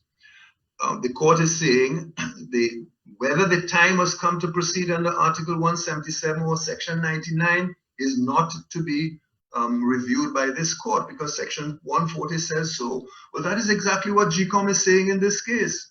GECOM is saying we have not yet come to the point of declaring the election under Section 99 or Section 177 because the CEO has not yet produced a report in accordance with the law. That is to say, in accordance with the recount. We have given him directions to do so and he hasn't complied. So we have not yet come to 177 and Section 99. This court has said that that decision is not reviewable because of Section 140. It also said in that paragraph, whether to hold a recount or not are matters which are shielded from review by this court under Section 140 of the Act. In the very following page at paragraph 80, the court repeated, on our view of the affidavit evidence, issues raised in the FDA in relation to whether Article 77 and Section 99 were triggered and whether the proposed recount is lawful are matters which fall for determination under Article 163 of the Constitution. That is a very clear determination. Whether the proposed recount is unlawful are matters which fall for determination under 163. Yet still the appellant has come to court and asked you to determine that the recount that GECOM is saying the CEO must comply with is unlawful. Exactly what you have said must be taken up under Article 163. And then, of course, there's paragraphs 106 and 107 that the learned friend Kite has already referred to, and I do not therefore need to read it, except to emphasize that in that paragraph in 106, you referred to Petri and Sikumar, and those cases say that questions concerning the constitutionality of election laws must be taken up after the election by way of an election petition. So you have very clear determination by this court on the court's jurisdiction, and this applies frontally to the appellant's case. Now, a lot has been said about res judicata, but I understand what this court has done in the Ulita Moore case is to declare the law, is to declare the reach and ambit of Section 140 of the RPA. Like any declaration of the law, any interpretation of the law or the Constitution, that binds everyone. It is not a question of res judicata as much as it's a question of stare decisis. This is judicial precedent. This is part of the law of Guyana until that law is overturned by a higher court. And all courts must abide by it, including this court, because the rule is that the Court of Appeal in civil matters is bound by its own decisions until those decisions are overturned by the higher court. Now, it is important in that regard, Your Honors, to take you very briefly to the decision of the South African court in Restate versus Walters, which had been attached to our reply filed yesterday, and in particular to paragraph to page 521, in which the court quoted with approval from the text on the South African legal system and its background by Halo and Khan. And this is what they said, if I can read it very quickly. The maintenance of the certainty of the law and equality before it, the satisfaction of legitimate expectations, entail a general duty of judges to follow the legal rulings in previous judicial decisions. The individual litigant would feel himself unjustly treated if a past ruling applicable to his case were not followed where the material facts were the same. This authority given to past judgments is called the doctrine of precedent. It enables the citizen, if necessary, with the aid of practicing lawyers, to plan his private and professional activities with some degree of assurance as to their legal effects. It prevents the dislocation of rights, particularly contractual and proprietary ones, created in the belief of an existing rule of law. It cuts down the prospects of litigation. It keeps a weaker judge along right and rational paths, drastically limiting the play allowed to partiality, caprice, or prejudice, thereby not only securing justice in the instance, but also retaining public confidence in the judicial machine through like being dealt with alike. Certainty, predictability, reliability, equality, uniformity, convenience. These are the practical advantages to be gained by a legal system from the principle of stare decisis. Now, Your Honors, it is important that in Ulita Moore, the court felt able to intervene only to the extent of saying that GECOM could not order a recount under the supervision of CARICOM. Other than that, you did not interfere. There were a number of same arguments that were put before the court at that point in time, but you only interfered to the extent of saying that you could not, that GECOM could not give CARICOM supervisory powers. And then since then, you know what has happened. The parties have drawn up collaboratively Order 60. The parties have participated in a 34-day process resulting in the recount. And not only that, after the recount was done and after GECOM required the CEO to comply with the recount, the proceedings in Eslin David were commenced before this court. And in that court in which the Attorney General was a party and he joined with Eslin David, what they were seeking to do was to have Order 60 enforced. As a matter of fact, they asked this court to interpret the Constitution in the light of Order 60. They were trying to get GECOM to follow Order 60. And indeed, this court, on the assumption that no one before it, including the Attorney General, was challenging the validity of Order 60, made a ruling that the Constitution was to be interpreted in light of Order 60. That case went to the CCJ, and again, no one before the CCJ challenged the validity of Order 60. And that was the premise of the CCJ's judgment in that case. The Attorney General as well was not concerned at that point in time with the constitutionality of Order 60. In other words, all of the parties to these proceedings, all of the political parties who are represented here, the Attorney General, all of them have conducted themselves on the basis of the court's ruling in Ulita Moore that any question concerning the constitutionality or the otherwise legality of the recount must be dealt with on an election petition. That is the importance of stare decisis. So when things appear not to be going their way, they decide, well, forget what we have said before about Order 60 and trying to enforce it. We are now going to say that it's invalid. And the Attorney General has joined in that. With all due respect, Your Honors, the ruling of this court was correct in Ulita Moore. Questions of constitutionality and legality of the recount must be taken up by an election petition. The process must be allowed to be completed because, as you pointed out in paragraph 106, otherwise there will be undue disruption in the process as we go along. We must get to an end. We must get to an end to the process, and if parties are unhappy with the result, they can take it up by way of election petition. Now, as I said, the arguments have been made very forcefully about unconstitutionality, but it is not unusual that an election is determined while there are these allegations that the laws are unconstitutional. That happened in Petri and it happened in Sikumar. The legal system did not did not crash. Democracy didn't suffer because it is an important principle of election law that you allow the elections to be completed, and any question of invalidity you take up afterwards in an election petition. Now, Your Honors, I have just about 2.5 minutes left by my count to make this point. If the court decides that it will entertain the question of constitutionality, despite your previous decision that you would not do so, then you will have to decide whether Section 22 is unconstitutional. But then you will have to end, and in that regard, you have to consider the submissions that we have made, which we cross-referenced in our submission. It seems that Mr. Jeremy missed that, but we have incorporated our answers to these constitutionality points in our submissions in the court below. So you'll have to determine whether 22 is unconstitutional. You will then have to consider our argument as to whether the unconstitutional parts have been severed if you decide that it is unconstitutional.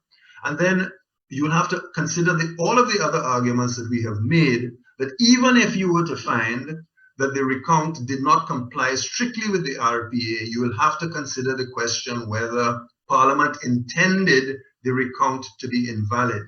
In other words, you have to consider what used to be called the mandatory directory dichotomy. Are those provisions that the recount did not strictly comply with under the RPA, are they such as to render the recount invalid? Because what the recount has done, and nobody's challenging the accuracy of it, there are complaints about irregularities and so on, and the CCJ has already said that must be dealt with under Article 163. The point is that there is a recount, and nobody is challenging the fact that the recount correctly added up the ballots and added up the votes. So what you have in the recount is an accurate reflection of the will of the electorate.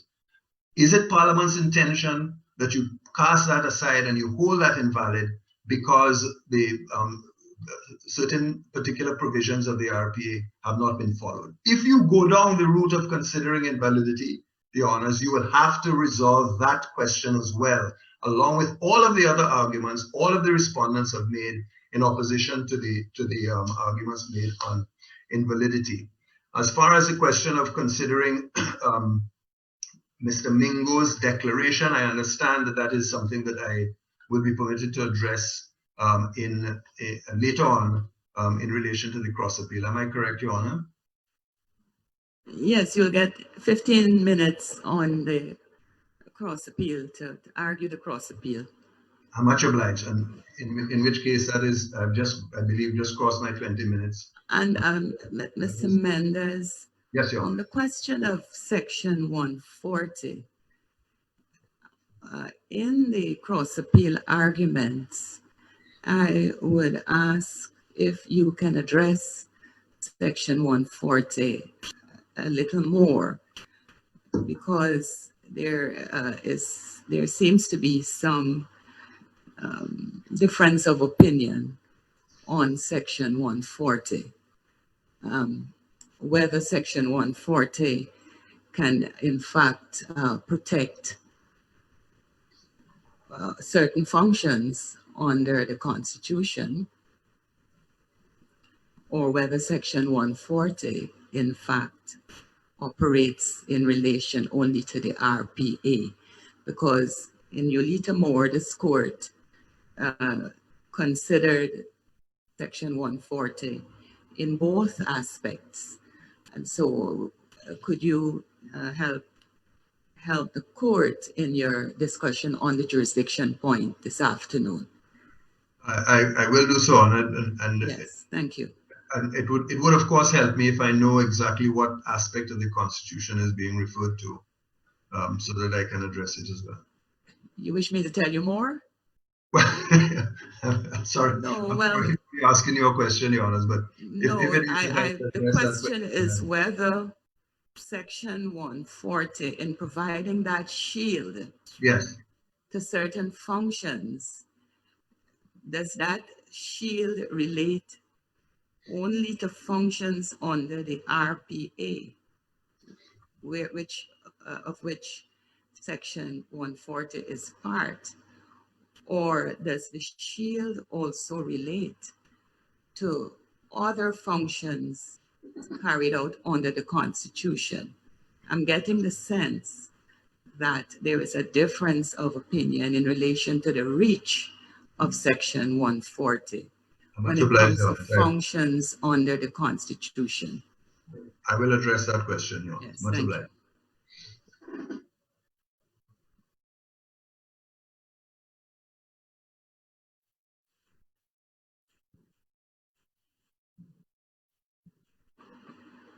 Yes, Council, we had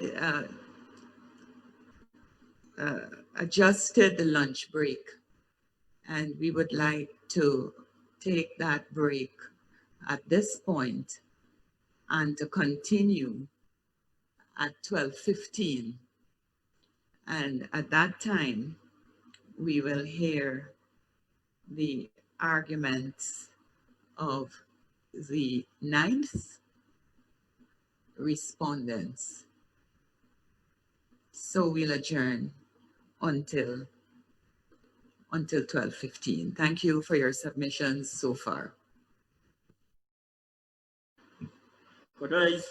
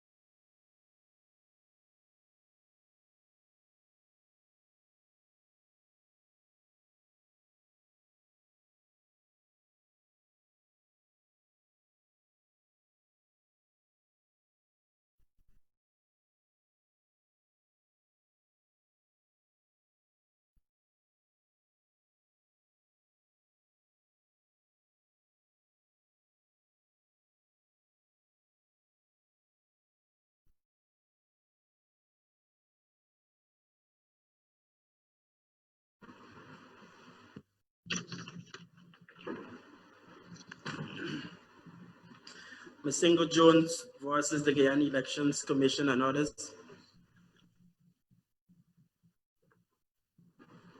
Good afternoon again, Council. We will move straight into this part of the hearing. We assume that the appearances are as before. And so we move now to Mr. Ramkaran. May it please your honors, a seminal question to be determined in this case is what can a court do or not do in a case about elections before those elections are completed. This court has the opportunity to determine and should determine the limits of the power courts can exercise when such cases are brought before it. The law is clear and has been applied again and again with almost every issue which concerns the validity of elections and results or the electoral regime should be raised after a declaration of results in an election petition. This very court has decided that on many occasions. But there remains a residual jurisdiction which has developed in Guyanese jurisprudence in which a narrow and limited supervisory role is played by the court to move the electoral process along. This special jurisdiction has been developing since 1998 in Norton. And although Chief Justice Bernard in Norton declined to exercise the jurisdiction to act, she did exercise it in Hamilton in 2001, where she ordered the Chief Election Officer and the Elections Commission to comply with Section 841 of the Representation of the People Act. So she ordered the compliance of a section of the law. Since 2001, this special jurisdiction has been exercised 3 times in Holladar, in Moore, and in Jones, all of which were heard in this election season in 2020, which is more than in any other generation before. In Holladar, Chief Justice George, and this would be Holladar number 1 on jurisdiction. I think the decision was delivered on the 8th of March. In Holladar, Chief Justice George, in applying Norton and Hamilton, ruled that the court had jurisdiction to hear an application regarding whether a person exercising authority has complied with his or her statutory duties. And the returning officer in that case, Mr. Mingo, was ordered to comply with the provisions of the Representation of the People Act. In Moore, this court, the Court of Appeal, held that this jurisdiction can be exercised where the court is satisfied that the Elections Commission has acted or is about to act in excess of its constitutional and statutory powers. So in Holladar, it was concerning the failure to exercise in accordance with the Act, and in Moore, it concerned the proposed failure to act in contravention of statutory or constitutional duties. In Jones, which is on the appeal before your honors, Chief Justice George construed the jurisdiction very narrowly, using the peculiar context of the case where an internal impasse exists in GECOM and an interpretation of the Constitution was necessary to determine whether the chairman and GECOM and the chief election officer were acting lawfully. Chief Justice George found that the narrow jurisdiction permitted a limited inquiry into the legal framework guiding the carrying out of election functions, since if the framework were found to be unconstitutional and void, then the exercise of those functions would also be affected. Chief Justice George only accepted such evidence as would permit her to determine the factual matrix necessary to provide the background to the proceedings. She made it clear that it could only be used, this limited jurisdiction could only be used to speed the proceedings along. Now, it is my submission, Your Honors, that these are the parameters of the special, limited, and narrow jurisdiction which has been exercised by courts so far in Guyana.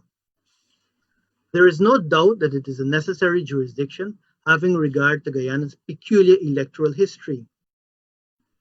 But the time has now come for this court, in upholding the exercise of that narrow and limited jurisdiction undertaken by Chief Justice George, to set clear parameters on a principled basis for the exercise of the special jurisdiction.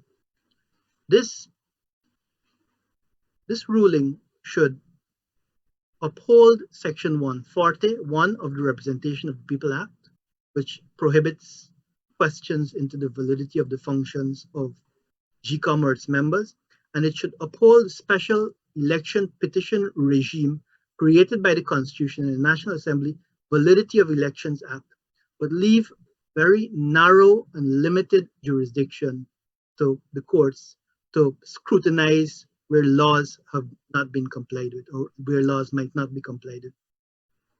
Whatever jurisdiction which exists, which this court will find, must not be used to delay the process and must not be used to determine the validity of the elections or its results. In this regard, therefore, Your Honors, on jurisdiction, I would urge that Your Honors uphold and apply the approach taken by Chief Justice George in the court below. On the issue of the constitutionality of Section 22 of the Election Laws Amendment Act, in the High Court, Your Honors, Chief Justice George declined to explore the constitutionality of that section because the laws applied by this court, the Court of Appeal, which she found to be binding on her, is that the constitutionality of an electoral law should be raised only in an election petition. And that was the finding very recently by Your Honors in Moore.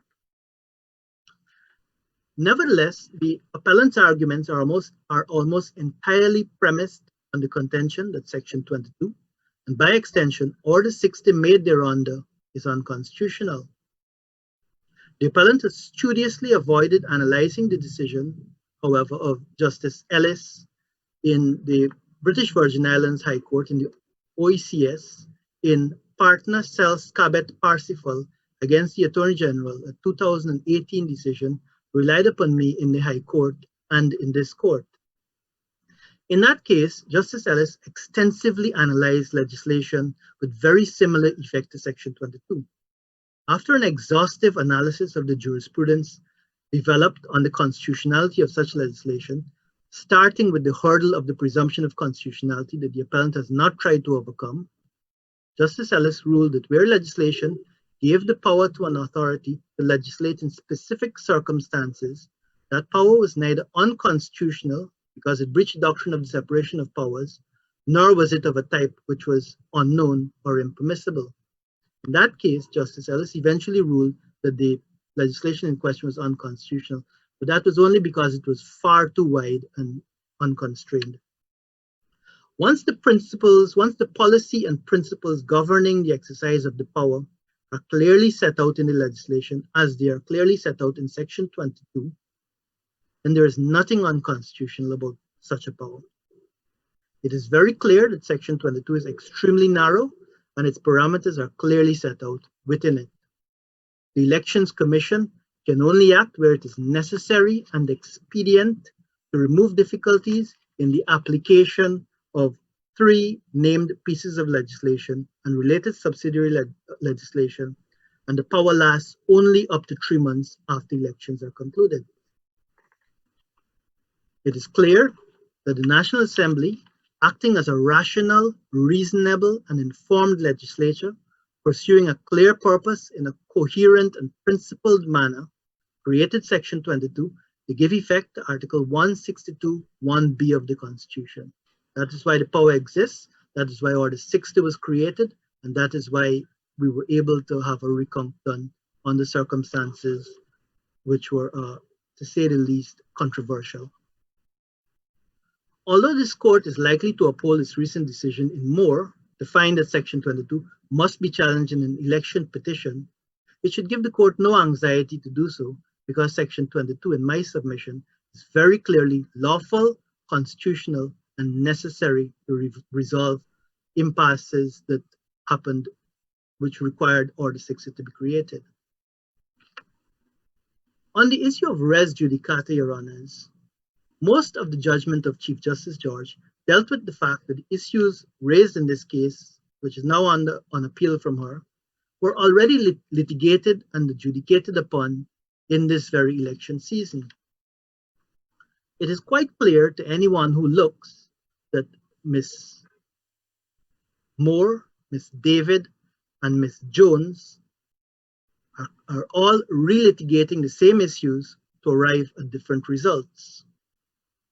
In Virgin Atlantic and Zodiac seats, Your Honor, a case in the United Kingdom Supreme Court, upon which I have relied, Lord Sumption discussed at paragraphs 17 to 26 of the judgment. Lord Sumption discussed res judicata, issue estoppel, cause of action estoppel, and abuse of the process of the court, and how all of those areas of law tied into each other. He concluded that section of the judgment by saying, where the existence or non-existence of a cause of action has been decided in earlier proceedings, to allow a direct challenge to the outcome, even with changed circumstances with material not available before, offends against the core policy against the relitigation of identical issues. Whether Your Honors find that the issues raised in this case, which have been litigated again and again, constitute res judicata, or they are an abuse of the process of the court, or they constitute issue estoppel, a cause of action estoppel, or as Mr. Mendez has said, they are subject to stare decisis of decisions which have already been issues of law which have already been determined and which apply until set aside.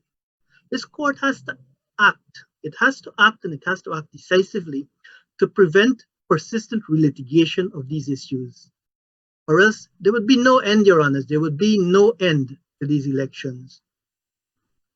In summary, Your Honors, the court should find no difficulty in dismissing the appeal and in upholding the well-reasoned and coherent judgment of Chief Justice George. Unless there are any questions which Your Honors wish to direct to me, those are the submissions of the 9th respondent.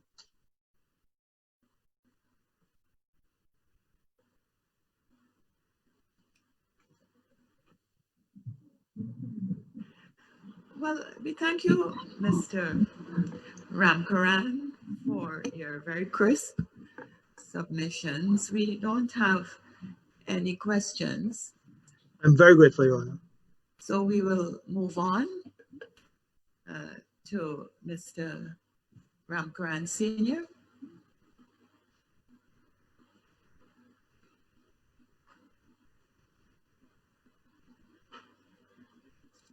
Mr. Ramkaran.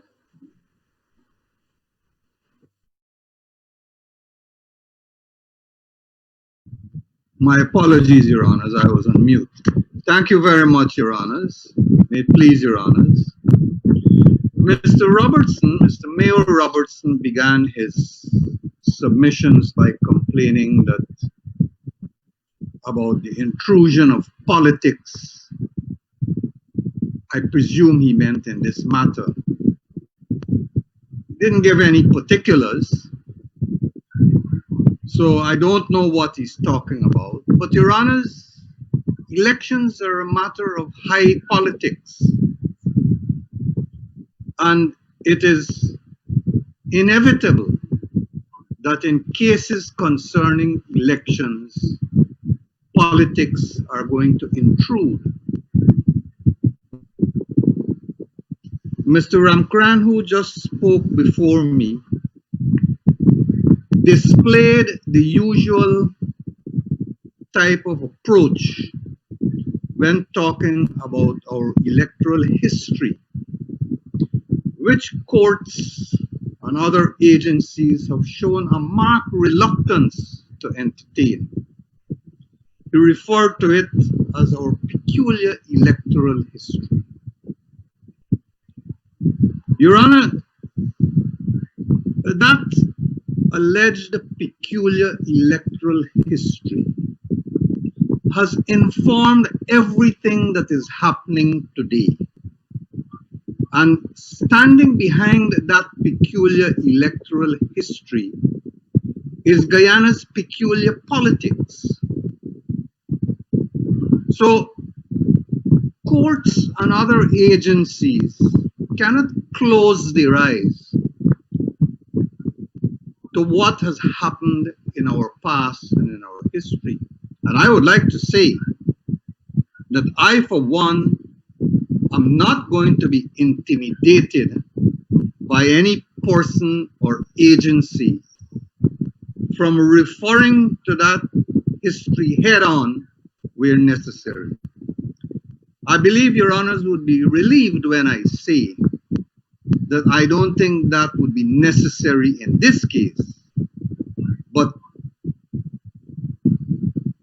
obviously it forms a background to what I'm going to say.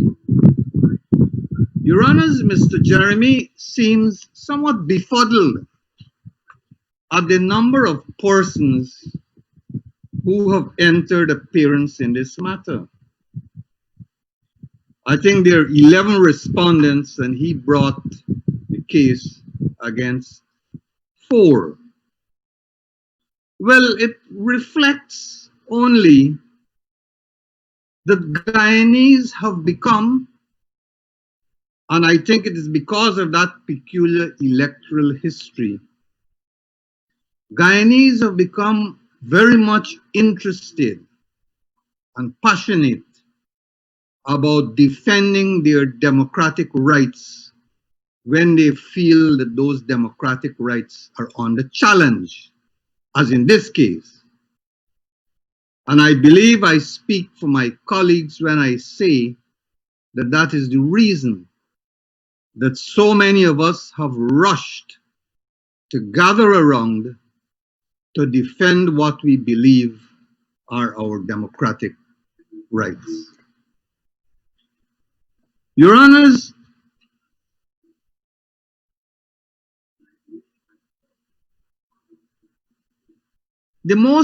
one of the most important issues that has engaged the Honorable Chief Justice, and I submit that should engage this Honorable Court, is the powers of the Chief Election Officer under Article 177(2). Behind that Article 177(2) is a very long history.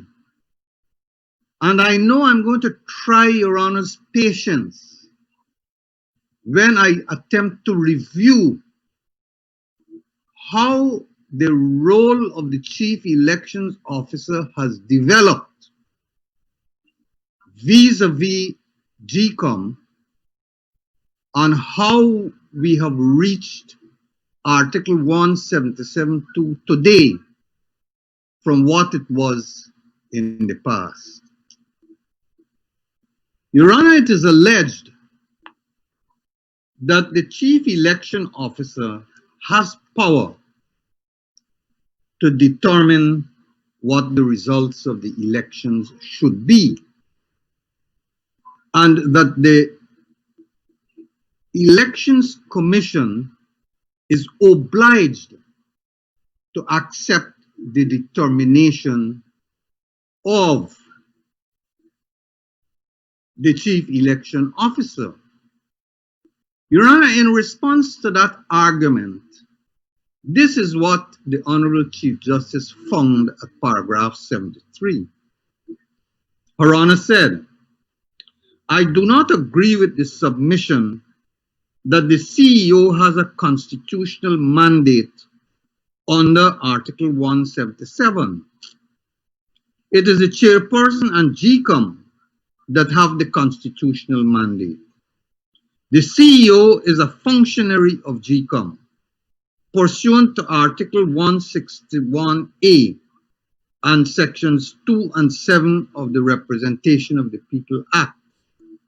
Section 18, which is repeated in Order 70, merely confirms this and the obvious for the avoidance of doubt that the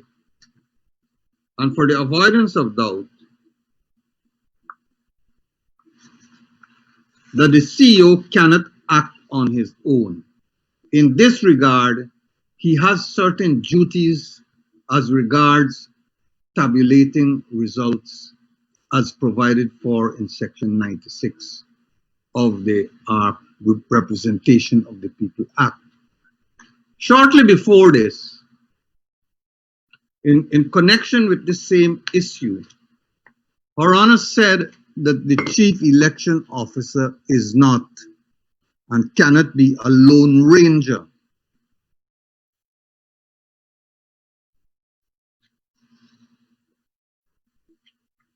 Your Honor, Section 96(2) of the Representation of the People Act ought not to be interpreted as giving the chief election officer power or authority to determine the final declaration of the results. That power is given to all that the chief election officer is required to do is compile the results, put them in manual and electronic form, and pass them over to GECOM.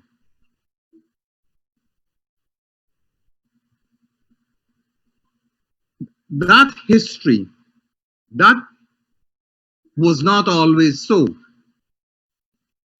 Why it is not always so? Because counting of the votes at the place of poll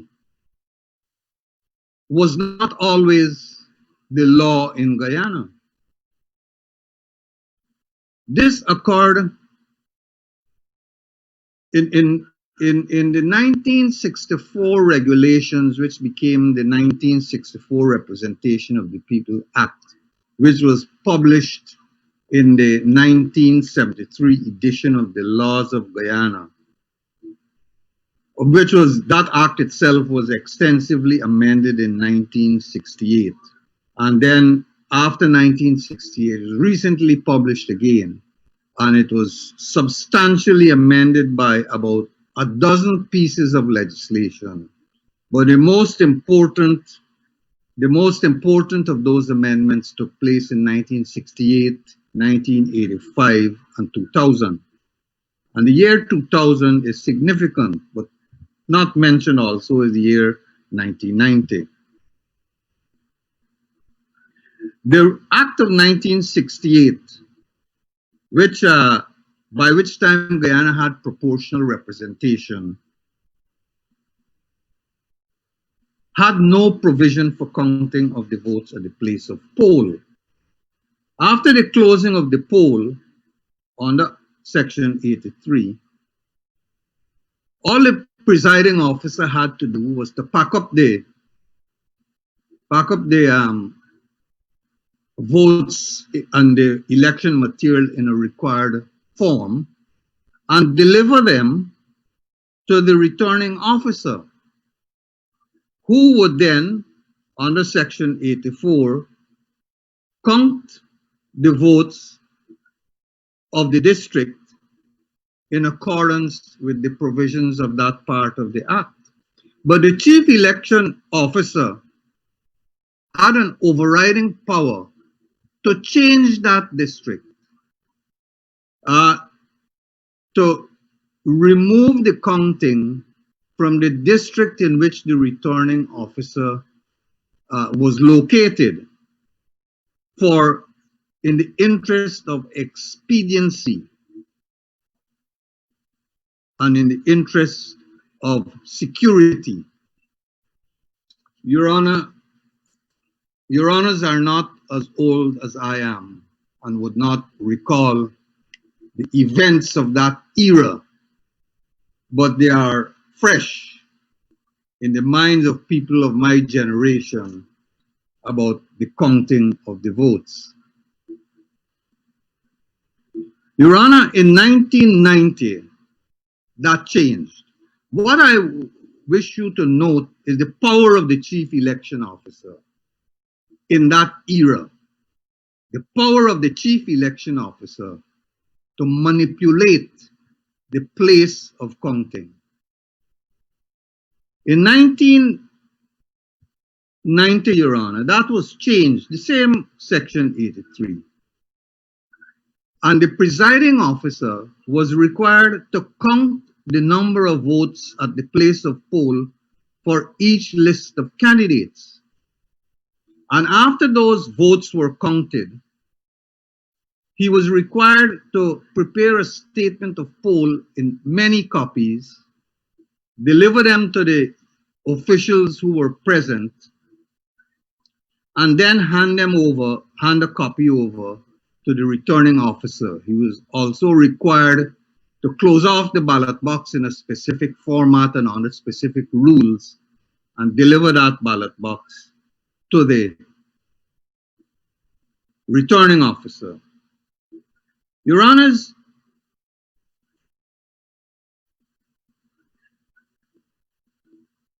under Section 96 of the Act, before the reforms of 1990, 2000, it was the chief election officer who under Section 96. It was the chief election officer. Section 96 then only had Section 96. Now it has Section 96(1) and 96(2). It was the chief election officer who calculated the total number of valid votes which have been cast for each list of candidates. He was the one who did the calculation. And the allocation of seats in the National Assembly and so on was made by him. Well, Section 96 was significantly amended by subsection 2, to which I referred earlier, and which provided that the chief election officer shall prepare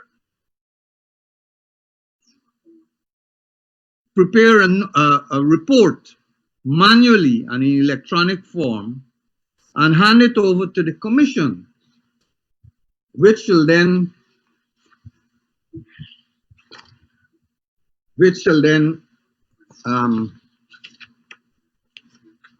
consider the report, and on the basis of the report, declare and publish the results. Your Honor, in 2015, there was a widely publicized event as regards our elections, when the PPPC was given one seat in excess of the proportion of votes that it earned at the elections. That was corrected by the commission itself after it noted whatever it was, a mistake or an error or whatever. If the Elections Commission did not have that power, and it was only the power of the, and if that power resided only in the chief election officer, the People's Progressive Party would have been the government, because the votes could not, the report of the chief election officer could not be changed. So on the basis, the words "on the basis" in Section 96(2) gave adequate authority for the for the Elections Commission to manipulate the votes. Your Honor, the chief election officer, the wording in the section is, the chief election officer calculates the votes and prepares a report, and on the basis of the report. And that language certainly gives GECOM the flexibility to make its report. Your Honors, it was the clear objective of Section 96(2) to diminish the power of the chief election officer. And that is the tendency and the trend we see in the development of the legislation from 1990 onwards. The counting of the votes, the power of the chief election officer, the calculation of the votes, the power of the chief election officer. In both cases, those powers were reduced and the powers of GECOM enhanced. Your Honor, under the Constitution, Article 161, Article 469(1), then 1621, say the same provision, provides for the Election Commission to have general direction and supervision over the elections. And then it provides some more details: shall exercise such instructions and take such action appear necessary and expedient to ensure impartiality, fairness, and compliance. Your Honor, the Indian Constitution, Article 324, doesn't have the equivalent of B. Take such steps as are necessary to ensure impartiality. It only has the equivalent of A, shall exercise general direction and supervision. This is what the Indian Constitution says, Article 324. The superintendent's direction and control of the preparation of the electoral rolls for and the conduct of all elections to Parliament and to the legislature of every state and of elections to the offices of President and Vice President held under this Constitution shall be vested in the Commission referred to in this Constitution as the Election Commission. Those are all the broad powers contained in the English Constitution. And this is how, in the Mohinder Singh Gill case, it was described. This shows that subject to any valid law made by the legislature and subject to certain fundamental legal norms, the authority of the Commission under Article 324 is unlimited. Its authority is essentially administrative and marginally even judicative and legislative. It is empowered on its own right under Article 324 of the Constitution to make directions in general in widest terms necessary and also in specific cases in order to facilitate a free and fair election with promptitude. Your Honor, in the past history of Guyana elections, sub-article A of Guyana's Constitution of 1621 has been the issue of wide debate. But here it is in India. Just sub-article A, not B, which enhances and particularizes and defines the powers contained in Article A. In India, Article A standing by itself has all the powers that Article B has given it on its own. So under the Constitution, GECOM has the power to direct the elections, the CEO, and that is confirmed by the legislation referred to by Her Honor and by other legislation, Article 160, in the Constitution, I mean, and as well as other legislation, Section 18 of the Election Laws Amendment Act and so on. Article 161A, 1, 2, 3, 4, and 5 adds to the powers of the Election Commission in relation to GECOM and the CEO. Sub-article 1 says the Election Commission should we'll ask you to wrap up as soon as you're able to. Your time is up. But we'll let you go on for a few minutes more. I thank you very much, Your Honor, if I can close off this point. That the Elections Commission shall be responsible for the efficient functioning of the Secretariat, which shall comprise officers and employees. And officers and employees of the Commission are defined in the Elections Commission as in the Representation of the People Act as including the elections officer. Another one point I wish to close off on with your permission. 177.2 in 1980, 177.2, and I have it in my submissions at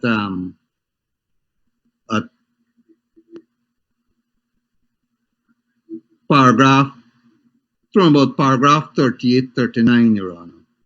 In 1980, 177.2 stopped at the point where the declaration is made by the chairman of the commission in 1980. So in 1980 and before, or up to 1985, up to 1997 actually, The president was declared, was deemed to be the president.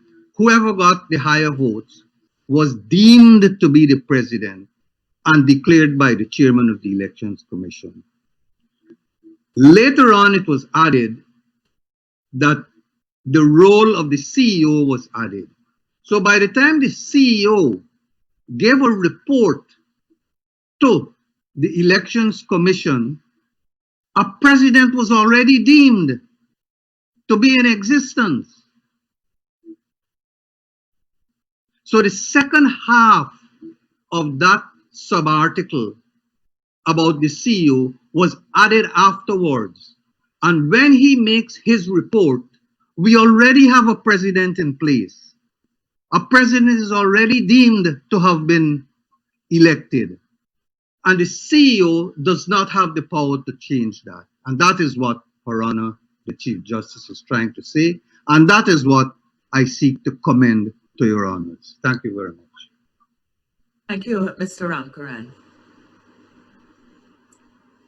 We move on now to Mr. Jonas. Thank you very much, Your Honor. Your Honor, the central foundational tenet of this application is identical to that of the Ulito Moore application. In both applications, the applicant before you was contending that the statutory procedure in the Representation of the People's Act, by which the votes are counted at the place of poll, the returning officer assesses the SOPs and makes a report to the CEO. The CEO uses those SOPs and makes his advice to GECOM, and GECOM declares. In both cases, it is urged by the applicants that those steps happen automatically and nothing can be done to second guess what is going on. So that in Ulito Moore, when it was found out that the report by Mingo was flawed, Ulito Moore said, you can't have a recount. We are bound by those reports submitted by the ROs. And in this case, before Your Honor, at the next stage, when it is found that an equally unlawful report is made by the CEO to GECOM, this appellant before Your Honor is saying you can't look, GECOM can't look behind that. GECOM is bound by this equally unlawful report made by Mr. Lowenfield. So the underlying principle is the same. And the underlying principle has been clearly rejected by all the courts. Any member of the public can challenge an illegality by one of the officials of GECOM. This was demonstrated by Chief Justice Bernard in the Hamilton case and in the Aubrey Norton case. And this year again was exercised by Chief Justice George in the Holodar case, where Chief Justice George acknowledged the illegality by Mingo in using spreadsheets and directed him to do it properly. And we know from the evidence he did not do it properly. So any member of the public has an interest, a sufficient interest, to challenge an illegality of one of the officials, in contradistinction to GECOM, which has been dealt with thoroughly already. And therefore, the argument cannot stand that you must blindly accept what is known to be an erroneous, an unlawful, a mistaken, or fraudulent, however it went wrong, act by an official and pretend it never happened, therefore perpetrating knowingly an erroneous election. Now, to my surprise, what is being contended here, as was contended at first instance, in the face of the fact that any person in the society has a sufficient interest to challenge these acts, is that GECOM itself, which has superintendence of the conduct of the elections, GECOM itself is bound by a mistaken, unlawful, fraudulent act of its own officials that it employs, that it has the power to hire and fire, that it has the power to direct and supervise, that it has all powers of an employer. GECOM, even if it has knowledge of an unlawful act, somehow can't look behind it. So as my friend Ms. Kite says, and I endorse and recommend her very thorough submissions to Your Honor, what is being sought here is to ask this court to give its stamp of approval to a proven illegality. But of course, Your Honor, that also runs contrary to every known principle of law. It's a clear position, and the 11th named respondent referred to it at paragraph 21 of the submissions before the Honorable Chief Justice, upon which we rely, that where a tribunal has knowledge internally within its own structure of an illegality, of a mistake, it can't turn the Nelson's eye and proceed as if nothing is wrong. Then it is acting unlawfully. It has to correct that illegality, that mistake, that error, that fraud. And having corrected it, it has to move forward. And this was discussed in Fordham on judicial review, referred to in paragraph 21, and the decision of Dyson J. in Bedford County Council and Fitzpatrick was referenced. So, Your Honors, if GECOM, in its internal deliberations, and we are precluded by section 140, knowing what those internal deliberations are, receives a report that it knows is unlawful, or that it knows it's erroneous, GECOM would be acting unlawfully if it proceeds on that. GECOM would necessarily, especially given its overarching powers under Article 162, GECOM would be mandated, would be only acting lawfully if it corrected that and corrected its employee before moving forward. And that is what GECOM has done.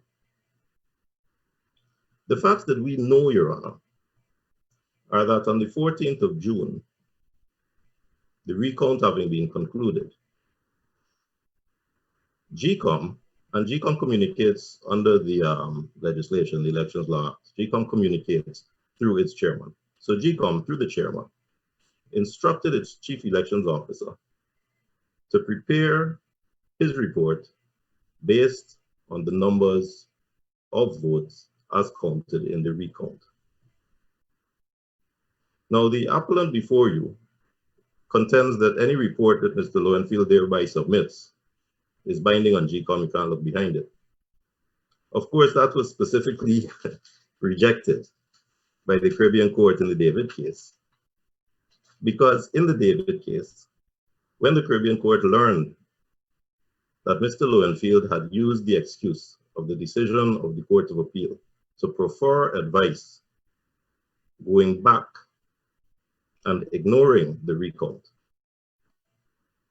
on its own motion, there was no application on its own motion, the Caribbean court correctly set that aside as illegal.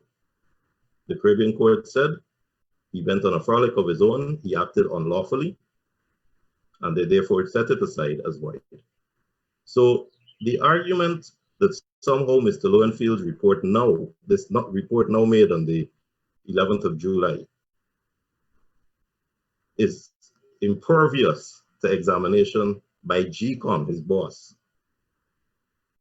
borders on the ridiculous. And because we don't know what the internal deliberations of GECOM are, we cannot say GECOM acted wrongly. But this is what we do know, because this is in the affidavits before you, including the affidavit of Ms. Jones at paragraph 25 in her affidavit in support. She says that the chief elections officer used the votes furnished from the returning officers of the 10 districts. So she says, she informs the court that he didn't obey the lawful instructions, the instructions found by the CCJ to be lawful. He didn't obey those lawful instructions.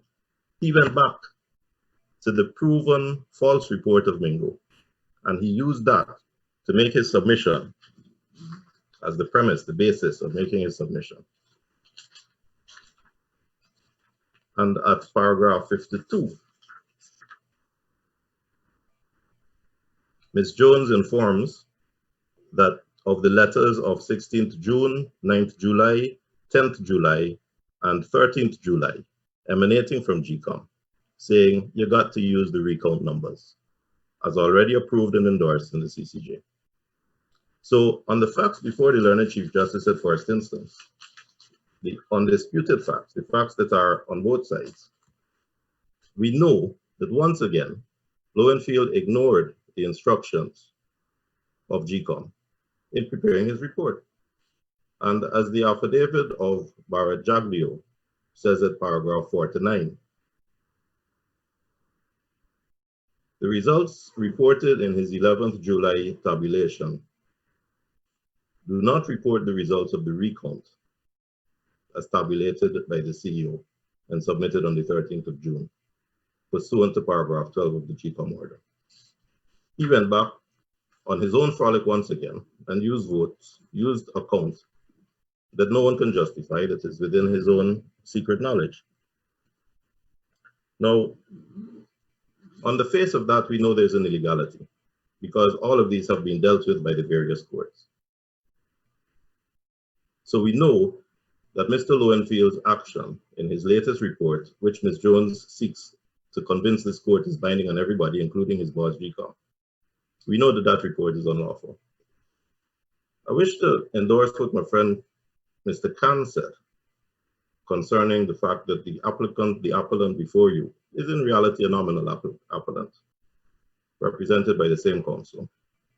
But the learned Chief Justice, although I think she could have explored that and considered the abuse of process, the learned Chief Justice decided to treat it as a bona fide application. And in paragraph 24 of her judgment, as Your Honors have pointed out,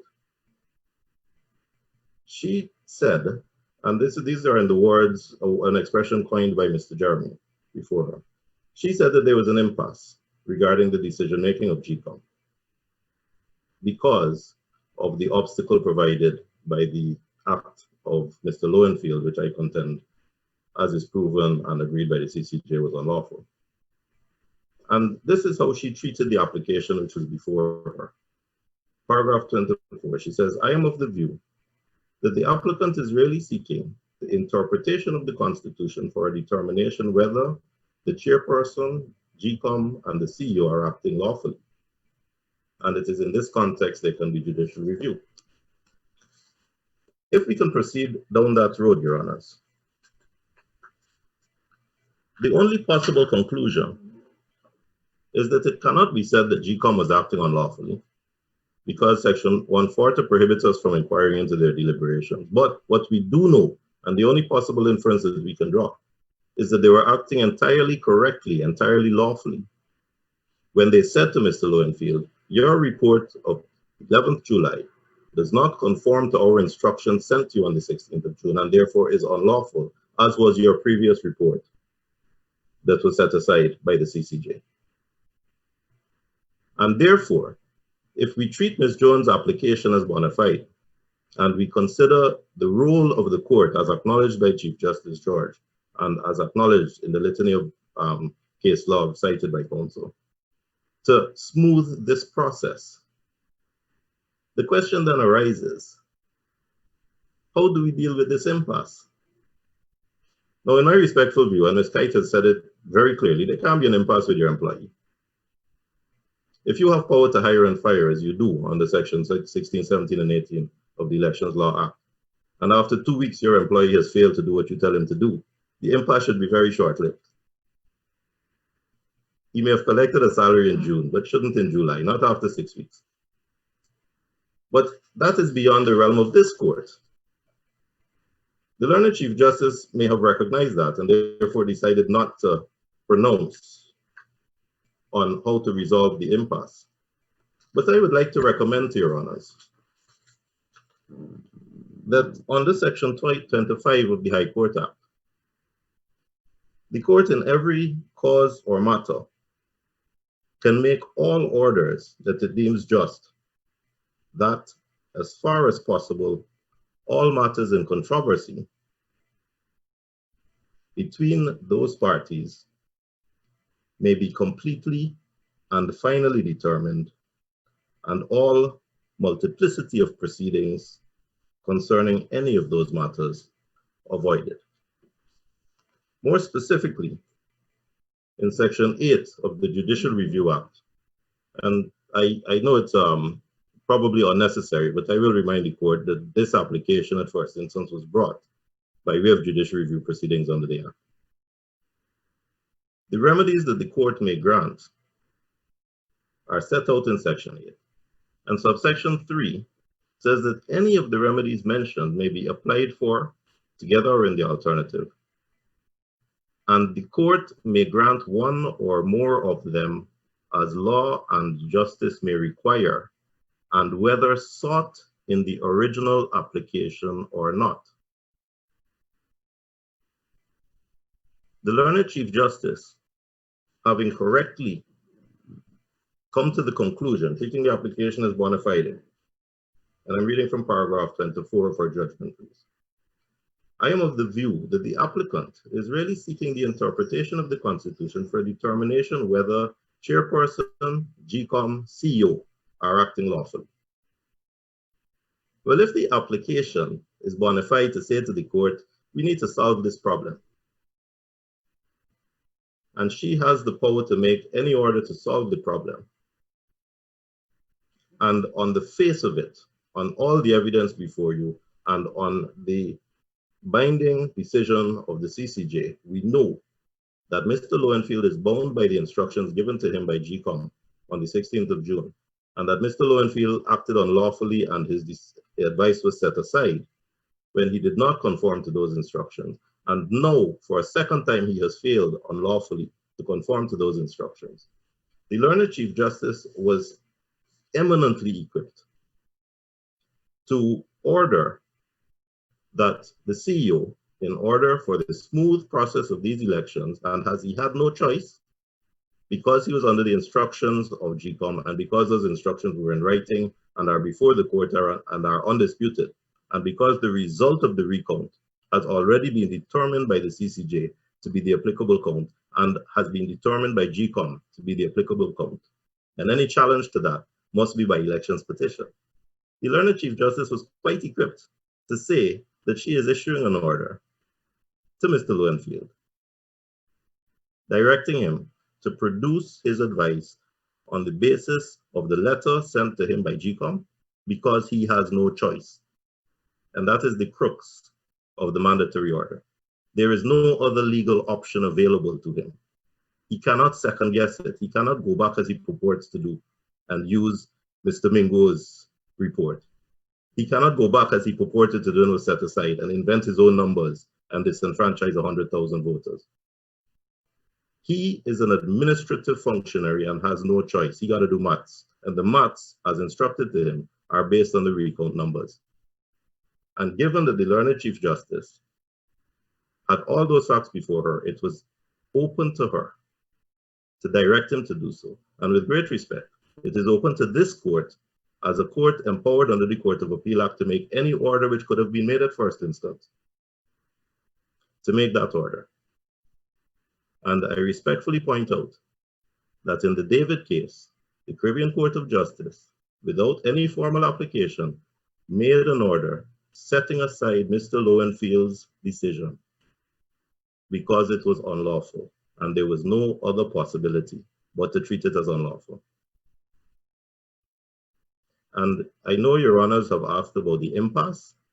I believe that there's no impasse in reality because of the power of an employer, but where this court is concerned, if this court is determined to remove the impasse, given the proven legality of what has been done by GECOM and the proven illegality of what has been done by Mr. Lowenfield, there is a course of action available.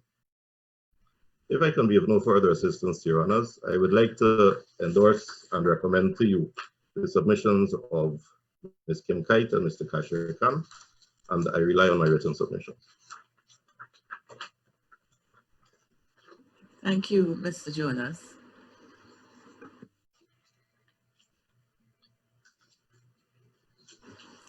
No questions for you. Thank you very much, Your Honor. At this point.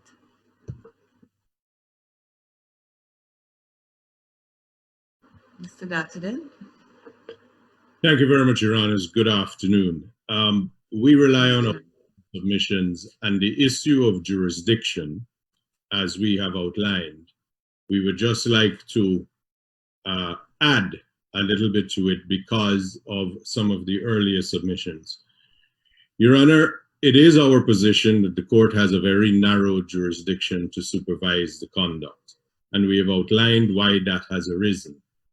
But we wish to raise frontally the jurisdiction issues that have come to this court before.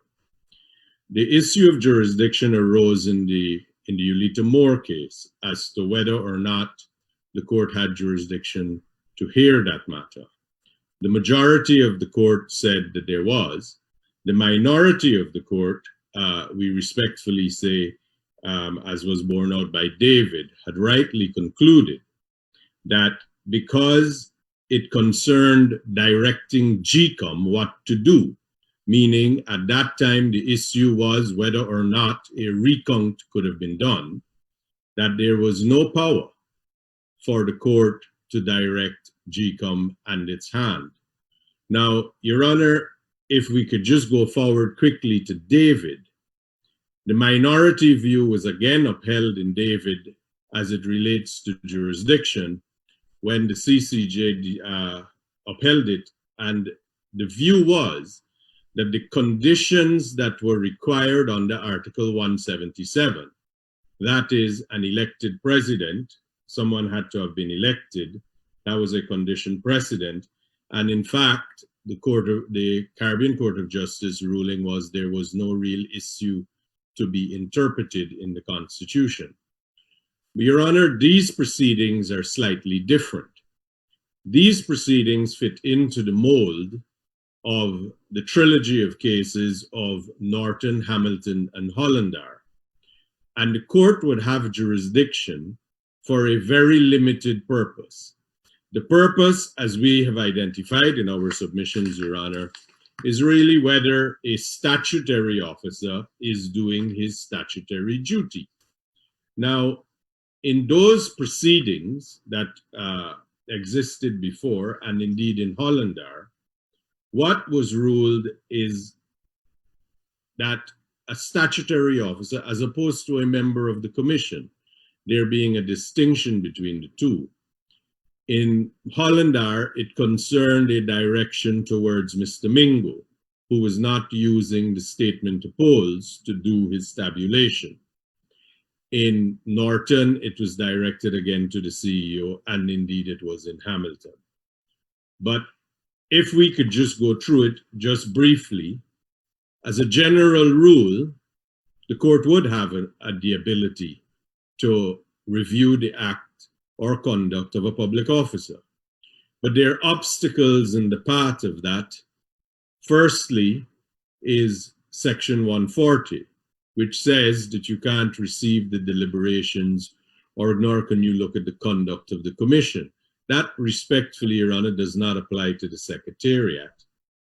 And there is, of course, Article 163, which gives an exclusive jurisdiction to the High Court, which was confirmed in David by the Caribbean Court of Justice, that all issues as it related to an election or concerning an election should be by an election petition, and that lay to the High Court alone.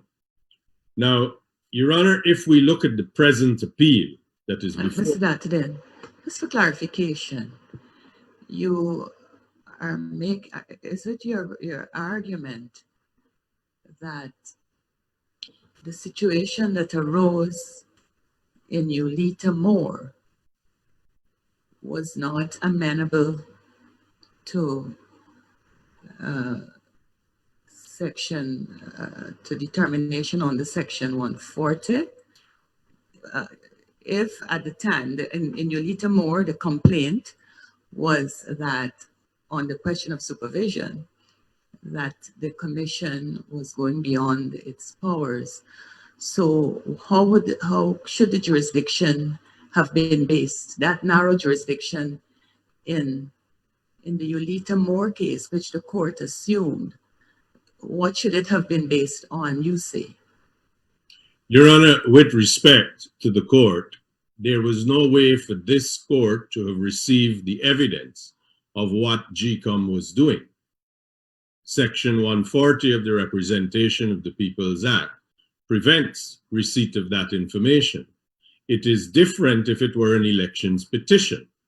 140's bar, the barrier created by 140, would not apply to an elections court. So there was no way for the court, for this court, with great respect, Your Honor, to have come to the conclusion that whatever it was that GECOM was doing, it could or could not have done, because there was no way to receive that evidence. So you say that it was not properly before the court, that the question of supervision was, in want of a better word, was in jeopardy. You say the court ought to have left everything to the petition. I'm just trying to understand your argument.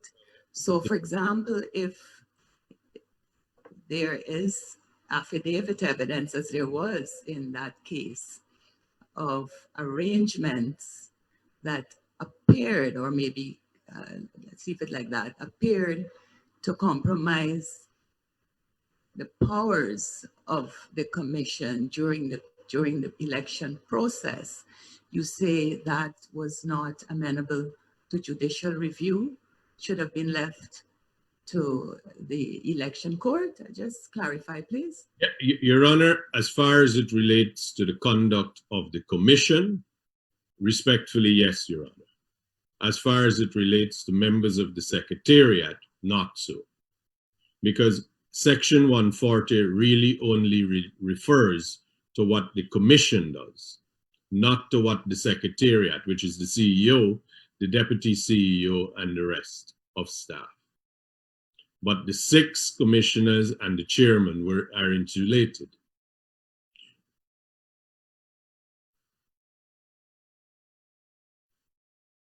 Please go ahead, yes. Thank you, Your Honor.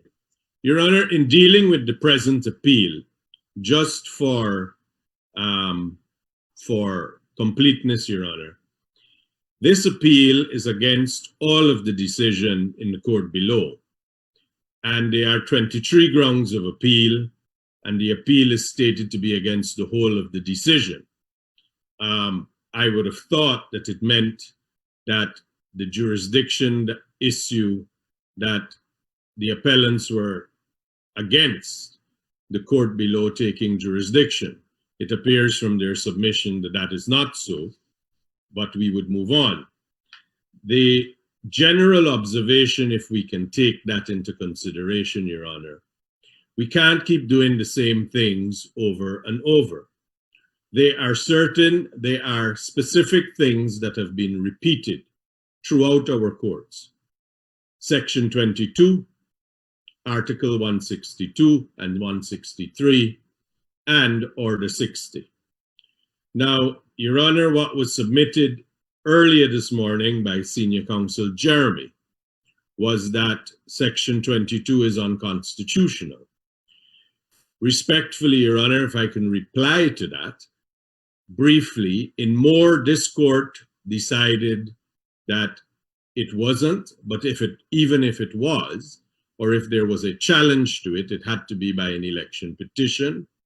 And indeed, Your Honor, in Sikumar Singh in 1973, it was ruled, and Chief Justice Bollers was at pains to point out that the challenge to an election quite often involves a series of things, including the validity of legislation and also the validity of regulations that are made. In fact, what was the source of angst in Sikumar Singh was in the 1973 elections. There were issues raised about overseas voting and whether the regulations that were passed and whether the amendments to the laws that were done to facilitate that were in fact lawful. Chief Justice Bollers said that that is a fair complaint. But what you had to do is you had to bring it by way of an election petition. We could not do that before, and we could not grant injunctions to you before the process had come to an end. Now, Your Honor, we take that and we remember that in Esther Pereira, it was indeed an act of parliament that was deemed to have been unconstitutional. And in those proceedings, it was an elections petition where Madam Justice Singh, now chairman, had ruled that the election as a result of a statute that was invalid was vitiated. Now, Your Honor, those proceedings were by an election petition. So the challenge to Section 22 with respect could only be done by an election petition. And similarly, the challenge to Order 60 that has been made with its amendment can only be made by an elections petition, because both of those things are part of GECOM's administration. They're using Article 162 and Section 22 to find a way 140 odd days out of past an election to find a solution. But we keep challenging every issue as it is. We're never going to get to the resolution. Now, Your Honor, with respect, Article 177, which was raised by the Attorney General, has said the sole advice of the CEO is based upon what the declaration must be. But this court has considered already in David what about the sole advice, but it's certainly been dealt with frontally by the CCJ in paragraph 45 of its judgment, where it says the issue of validity as far as it is concerned has already been determined by GECOM, by the persons who were counting the ballots and at the recount station. Now, I take just a short aside, Your Honor, that there could be no complaint, as is made in this case, Jones, about the process not involving returning officers, which is required under sections 84 to 89 of the Representation of the People Act, simply because when the returning officer decided to refuse all of the political parties except for the APNU-AFC coalition, everybody else requested a recount. And the returning officer, Mr. Mingo, refused it all and insisted on making his declaration. The commission took a decision that we would conduct a recount. And this court in Ulita Moore said that they did have that power and that they can go ahead and do the recount. And the recount was undertaken. The recount, when the refusal occurred by Mr. Mingo to refuse everybody's request, we were no longer acting under the statutory regime. We departed from that, and as the Caribbean Court of Justice said, as you just mentioned, Mr. Datadin, those deliberations are not admissible. We don't want to dwell there. So can we please move on?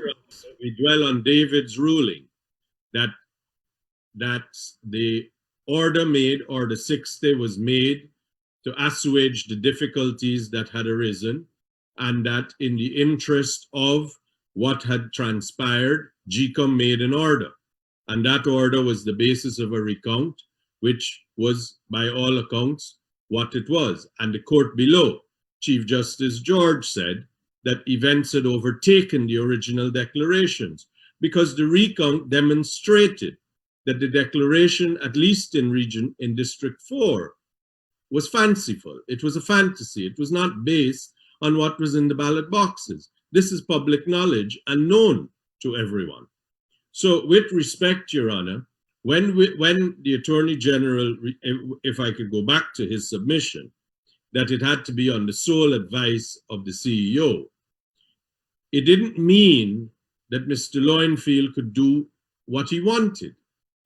If we were to look at what has happened so far, Mr. Lowenfield first set first numbers that he put forward, 230,000 votes were deemed to be invalid. In his report number 2, 115,000 votes were deemed to be invalid. And the current report, which is what is the subject in these proceedings, Ms. Jones would like those to be upheld, has 14,000 extra votes that we don't know where they have come from. Could we look at the principles, please, Mr. Dattadin, the principles? Well, the court is concerned with the principles. Thank you, Your Honor, but what we were trying to say is this is what GECOM is trying to do. And I endorse what my colleague, Ms. Kite, said when she says that GECOM is trying to administer the election. They are trying to tell their employee, the chief executive officer, what is required of him and what he should do. It appears that he is unwilling to take the supervision. But, Your Honor, unless we're playing Sesame Street's Word with Friends, what the Attorney General says about the sole advice of the CEO could not mean that he had a unilateral absolute discretion. Otherwise, what would be the purpose of a vote? So he has to act in the basis of information that he has within him. And that information is the data from the recount, which what we understand from the application is what the chairwoman of GECOM has written to him repeatedly to use in making his declarations. Now, that is dealt with in great detail in the court below, Your Honor. We don't wish to repeat that essentially what it is Mr. Lowenfield is not a Lone Ranger, and he does not have this absolute discretion. But, Your Honor, if we could go just briefly to the issues which keep coming up, and that is that an election petition is the remedy for all of the complaints that are being raised. Now, it is the remedy, Your Honor, because the law provides for a remedy. It is not true that it is a fact that this is not the first election where complaints have been made about varying things to do with valid votes, to do with conduct of personnel and persons, and even legislation, as in Esther Pereira. But these things all rely on a special jurisdiction of the court, which is created by Article 163, and the court sits as a unique special jurisdiction with specific powers. And those powers are what are required. If indeed what is being said about the validity of votes and about migrant voters and all the other concerns are true, that is the time to ventilate it. But with respect, Your Honors, if we continue to challenge the various statutory provisions and the administrative functioning of GECOM by not so subtle ways of exactness, then we are never going to finish the election cycle. We have to get to the position where this must come to an end, and whatever complaint exists can be fully ventilated at an election petition. This has been the view that has been expressed by the Caribbean Court of Justice in David. It was expressly stated at paragraph 45 of the judgment, Your Honors, that all the complaints which were raised by the representative of APNU-AFC, Mr. Harmon, could be addressed in an elections petition. And all of those complaints have already been communicated to GECOM. And GECOM— Your time is up, so could you wrap up, please? Yes, please, Your Honor. If I could only deal with one final aspect as to res judicata. Your Honor, this is public interest litigation. Any citizen can bring it, and therefore any citizen is representative of a group or class. Any citizen has brought it in Moore, and any citizen has brought it in David, and now it's any citizen bringing it in Morgan. They are represented by the same attorneys fashioning the same arguments.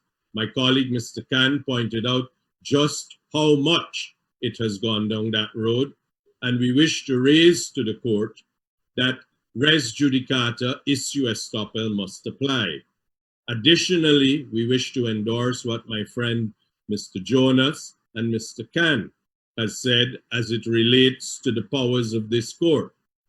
Guyana's democracy is on its knees, Your Honor. We can't keep doing this. We have to have a resolution, and the resolution respectfully, if we take Section 25 of the High Court Act, along with Section 8 of the Judicial Review Act, as has been adumbrated in detail by my colleague, Mr. Jonas, this court has the power to say to the CEO that you are subject, Section 18 makes you subject to the Commission. The Commission has a power under Article 162 to direct their staff.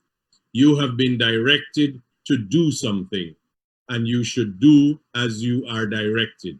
And we pray that this court take that step so we do not continuously have to go through these cycles. Your Honor, unless I could be of any further assistance, those are the submissions. Thank you, Mr. Dattadin. We'll allow a reply on behalf of, well, from the appellants on the respondents' arguments in the main appeal. So, Mr. Jeremy, please go ahead. Thank you, Your Honor. One moment, please. Mr. Jeremy, how much time did we tell you at the case management? We're looking at 15 minutes for you to wrap up. Your Honor, I was told, my instructor attorney tells me that I was told that I have 30 minutes.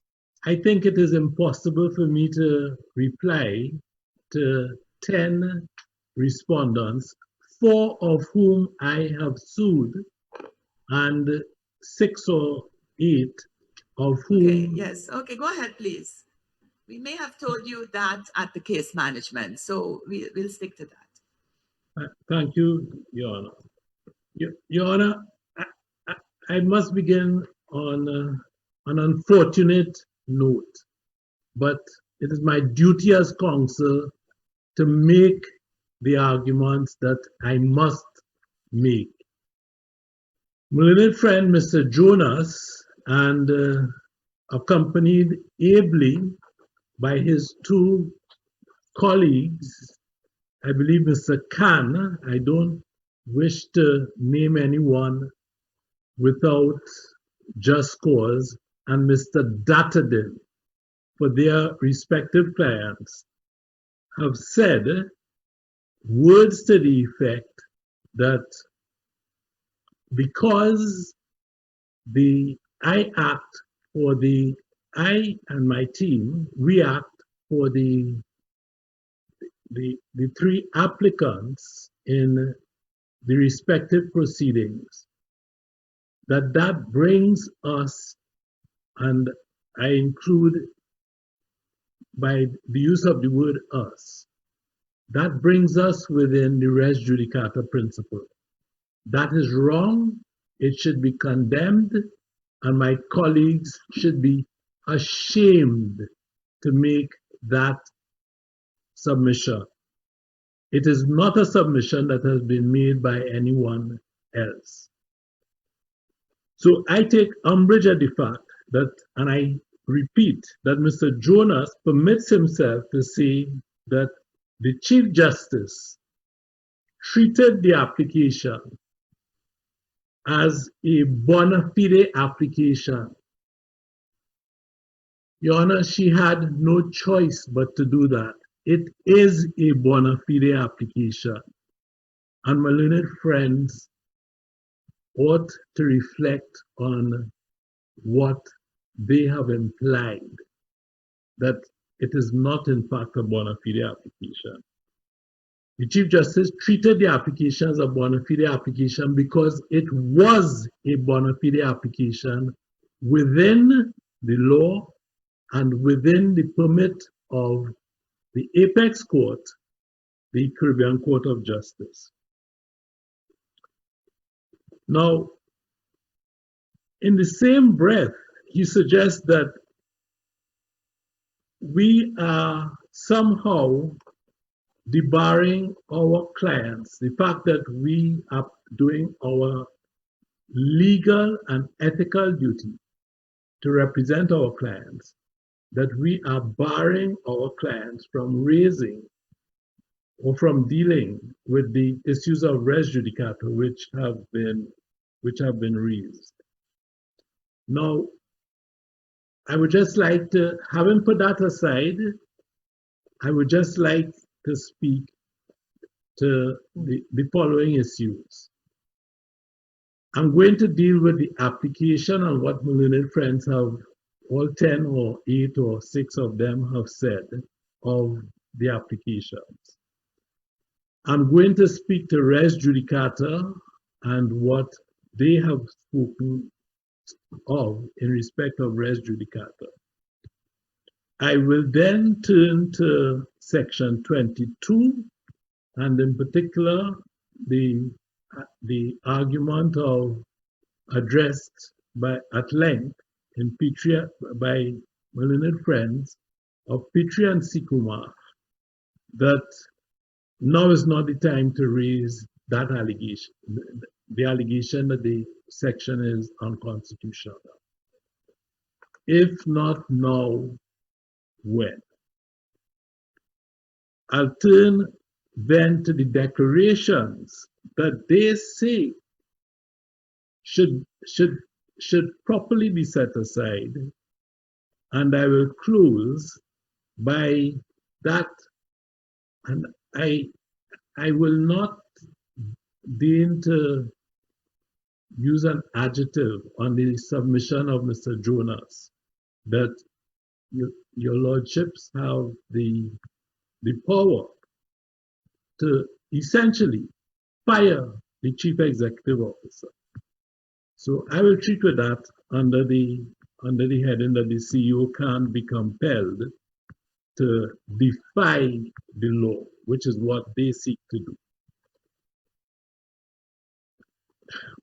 My ladies and my lord, the submission of my client is that the CEO has produced a report and advice that is consistent in every material respect with the Constitution, the Representation of the People Act, and primary legislation.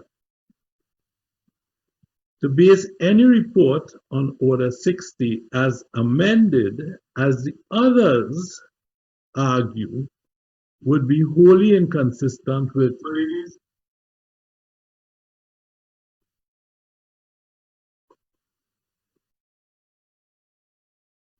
Can I speak? To base any you for a few minutes, Mr. Jeremy? Yes. Yes, we're hearing you now. Okay, I'm sorry. Okay. To base any report on Order 60 as amended, as my learned friends will argue, would be wholly inconsistent with Article 177(2)(b) of the Constitution, the provisions of the Representation of the People Act 1964, in particular sections 84, 89, 1F, and 96. And I say, in defiance of the dicta of the Caribbean Court of Justice, the CCJ ruled in David that the Court of Appeal was wrong to treat Order 60 as creating a new electoral regime. It emphasized that no part of Order 60 could have any effect, and this is basic law, and it is intellectual dishonesty to say otherwise. No part of Order 60 could have any effect where it is inconsistent with the Constitution And that's why this morning I cited Article 8.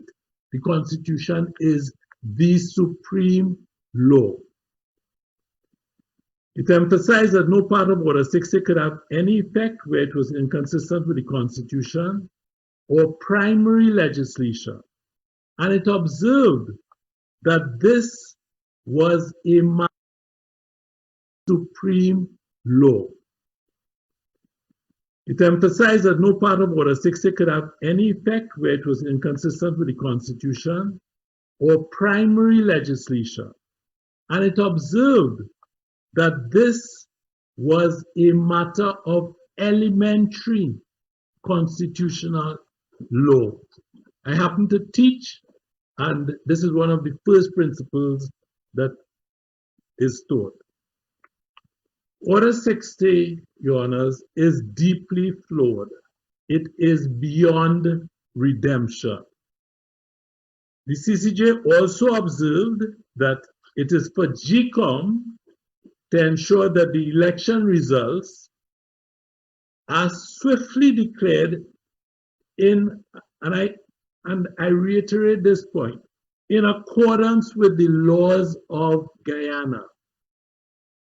That is what the CEO has done. He has prepared a report that is consistent in every material particular with the laws of Guyana.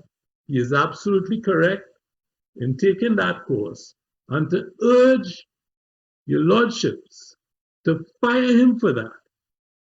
Well, I think your lordships will deal with that submission with the brevity that it deserves. What GECOM and its chair are demanding of him is that he knowingly and willfully produce a different report, one based on Order 60, even though such a report would be manifestly contrary to the laws of Guyana, the Constitution, and the legislation. The Constitution must take precedence.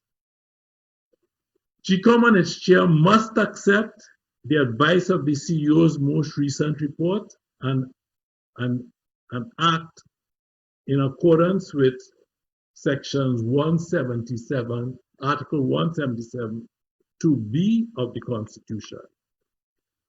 If there are any challenges to the CEO's report and advice and the results on which it relies, that can only be done as pointed out by the CCJ by way of election petition to the High Court pursuant to Article 162(1)(b) of the Constitution.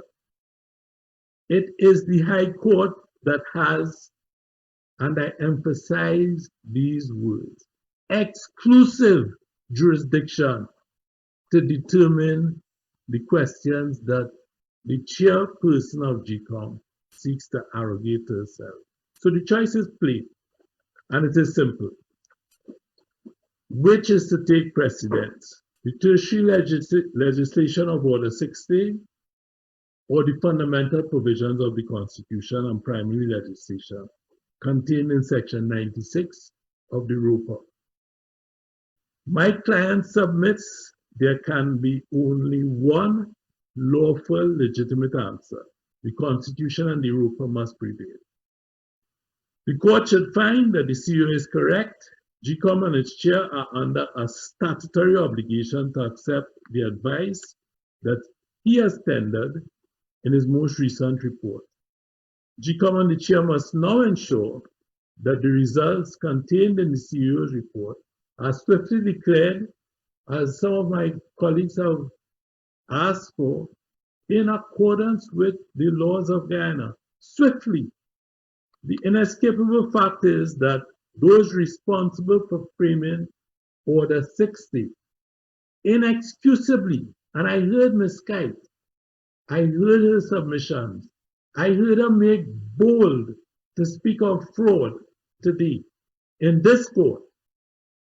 The inescapable fact is that those responsible for framing Order 60 inexcusably failed to ensure that it accorded with the Constitution and the ROPA.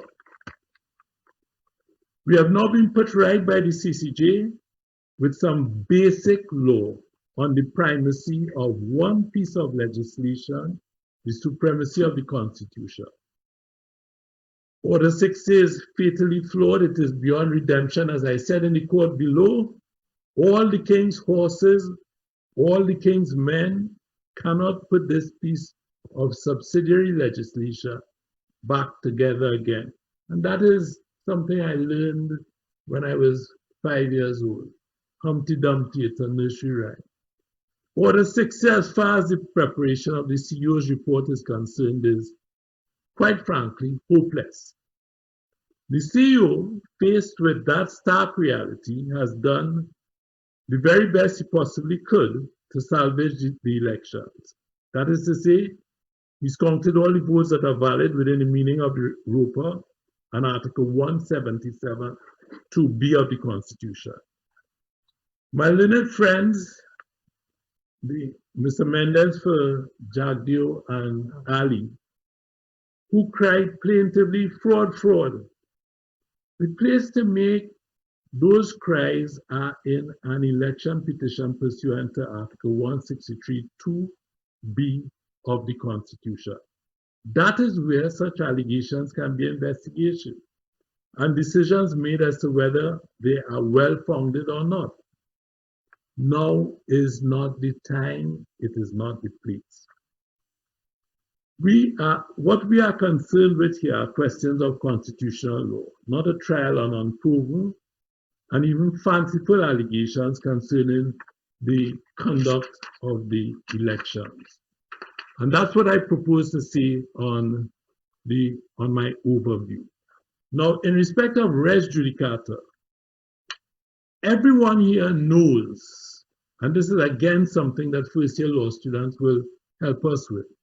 The test for res judicata is laid down in Garraway versus Ronald Williams. There are three elements. There must be an earlier decision covering the issue. There must be a final decision, not as my learned friends skirt around, on the merits of that issue. And three, the earlier suit must involve the same parties or parties in privity with the original parties. Well, since my learned friends couldn't get around three, they seek to throw words at the attorneys for Ms. David, Ms. Moore, and Ms. Jones. They cannot satisfy those tests. A decision by a tribunal that it has no jurisdiction will not support a plea of res judicata on the merits. Such a decision does not determine the merits of the dispute, and that is Pinnock and the Senate case. Now, it cannot be said that the three paragraphs in the Court of Appeals decision in Moore, at paragraphs 105 to 7, represent a decision on the merits of the issue of the constitutionality of Section 22. And it would be intellectually dishonest again for them to say that Moore had anything to do with Order 60, which was not even in existence at the time that Moore was decided. So res judicata is out of the window. The Court of Appeal in Moore merely addressed the issue of the constitutionality of Section 22 on a procedural point. The court never declared Section 22 to be constitutional or unconstitutional. The merits are still unaddressed. They're out on that too. Generally, the principle of res judicata cannot apply to a changing situation where new facts have arisen, such as the case here. After the Eslen David decision, the CEO submitted his report.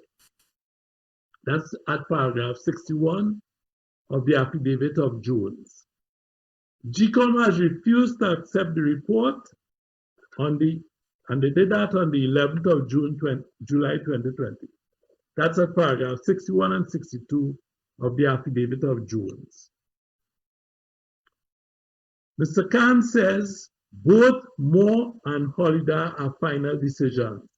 Yes, but they do not decide the merits of the case before this court for the reasons that I've given. Order 60 wasn't even in existence. Moore decided the ability to do a recount, simpliciter. It did not consider whether a recount could be done, in fact, after the Order 60 process had come into being. Holliday decided that the court had jurisdiction to treat with breaches of legal process and to smoothen or correct the processes so that an election could be declared quickly. So those who say that, oh, it's taking 4 months or 5 months, should ask themselves why they found themselves in court in Holliday. Mr. Mendez admitted, and I took the time that he did this, at 11:40, that there was no challenge to the validity of Order 60 before the CCG. We make such a challenge now, and that, Your Honors, is the end of the Order 6 of the red judicator point, and it should be buried and put in the sea of forgetfulness.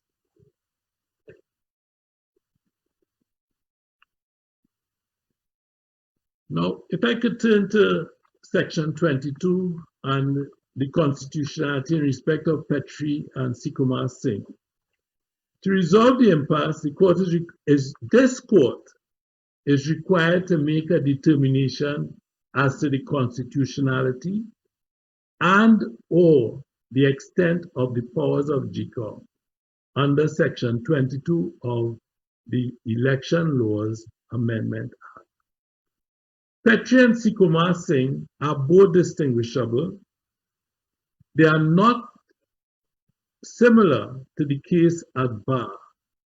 What underpins those decisions is the notion, which is accepted throughout the Commonwealth, that elections must be dealt with swiftly, and that you take what you can by way of an election petition. But as the learned Chief Justice said in Holliday, the dispute and the very narrow window for judicial review in matters of this type is when judicial review is necessary to smoothen the process towards the declaration of the result.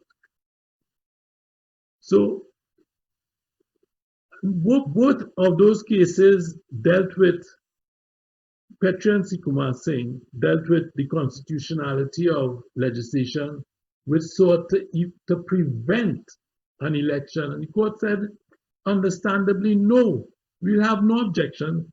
We have no objection to that. Those cases are correctly decided. What you have before you is a dispute on which requires you to determine constitutionality of action, and that dispute has to be resolved before we get to how we treat with the declaration of the election.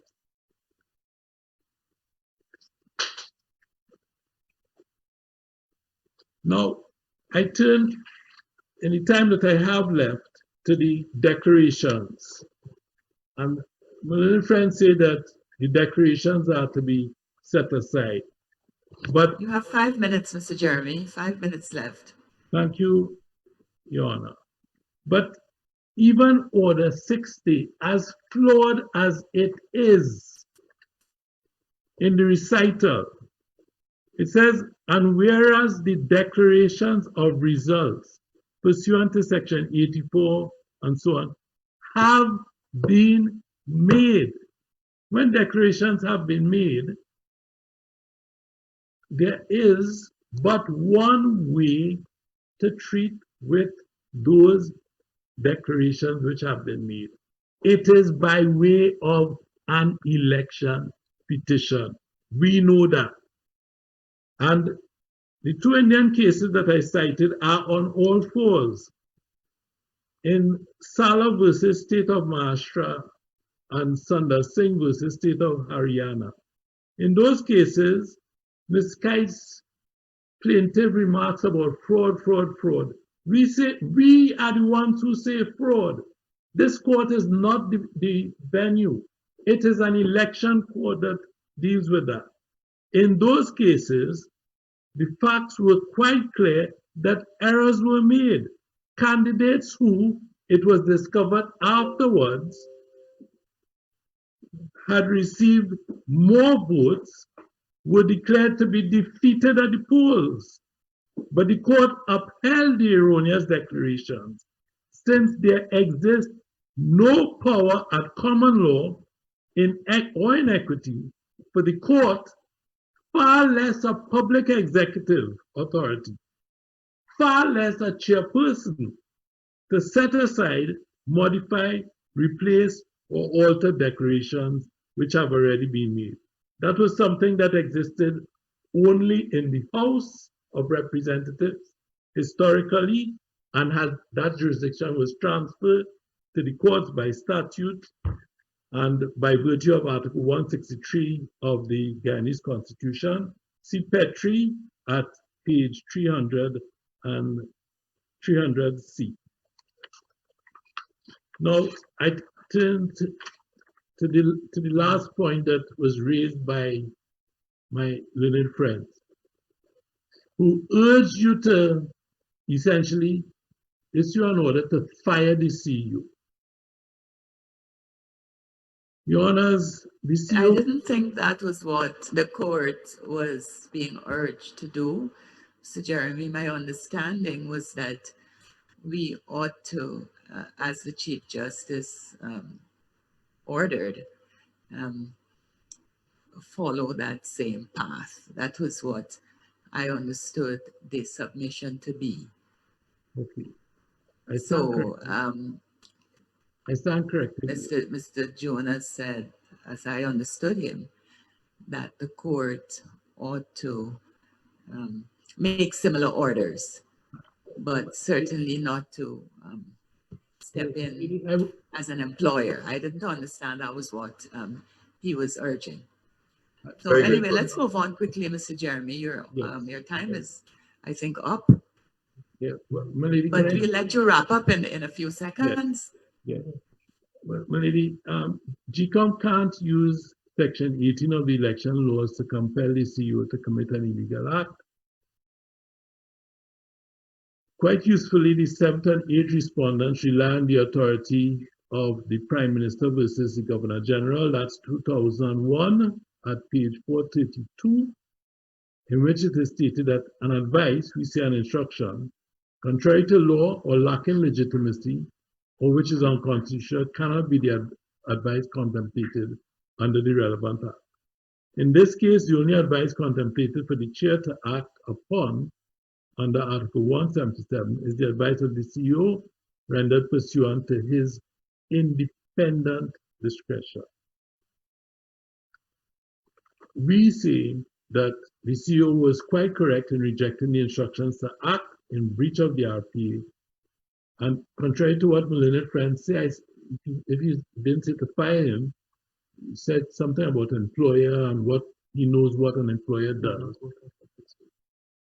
To act in breach of the RPA, since neither he nor GECOM possessed power to redeclare results, that to be taken up on an election petition. But I just need 1 more minute. Ulita Moore, which Your Lordship, Your Honor sat on, never sanctioned the recount, nor did it sanction GECOM to go out and invalidate declarations already validly made. What Ulita Moore said at 109 was that it was in GECOM's functions to resolve controversies as part of its responsibilities to deliver the results of the elections. But we know now from the CCJ decision in David that GECOM has no power to resolve controversies where those controversies involve GECOM exercising a power which contradicts the express provisions of the Constitution. See paragraph 41 of the decision. We say GECOM cannot invalidate declarations already made for the same reason. What is missing from David and Moore is that those decisions never gave any weight to the fact that declarations had already been made. That's to be found in the Gazette, the gazetted order produced by GECOM quite helpfully itself. My lady, that is the reply, submissions and reply for the appellant. Yes, thank you, Mr. Jeremy. We move now to arguments. There's a call for a 10-minute break. And so we'll adjourn for 10 minutes and resume with arguments on the cross appeal. Let's synchronize our time, please.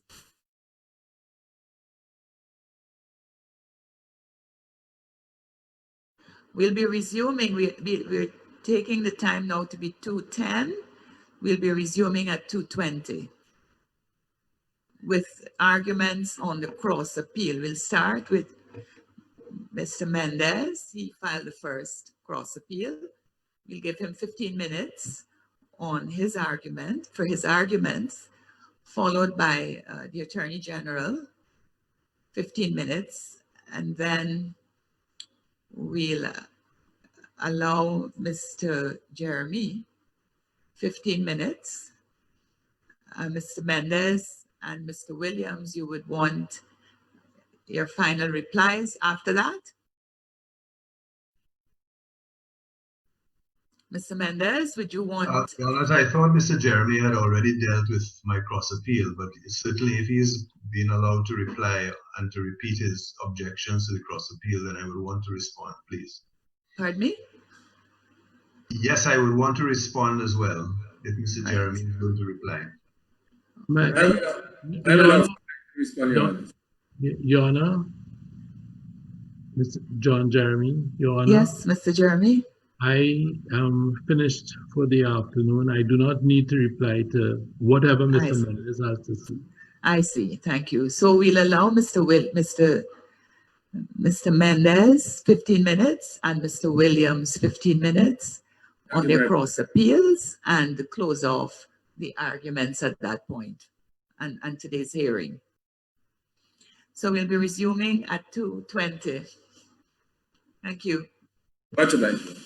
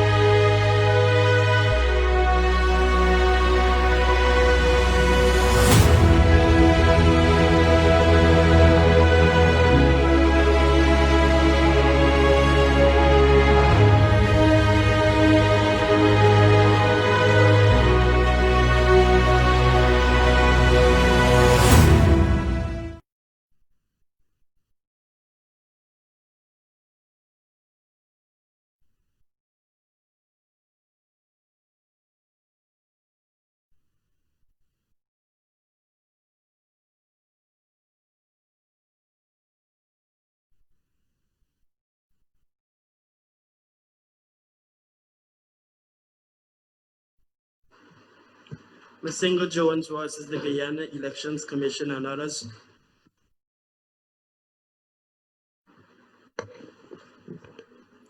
We resume, Council, starting with Mr. Mendez.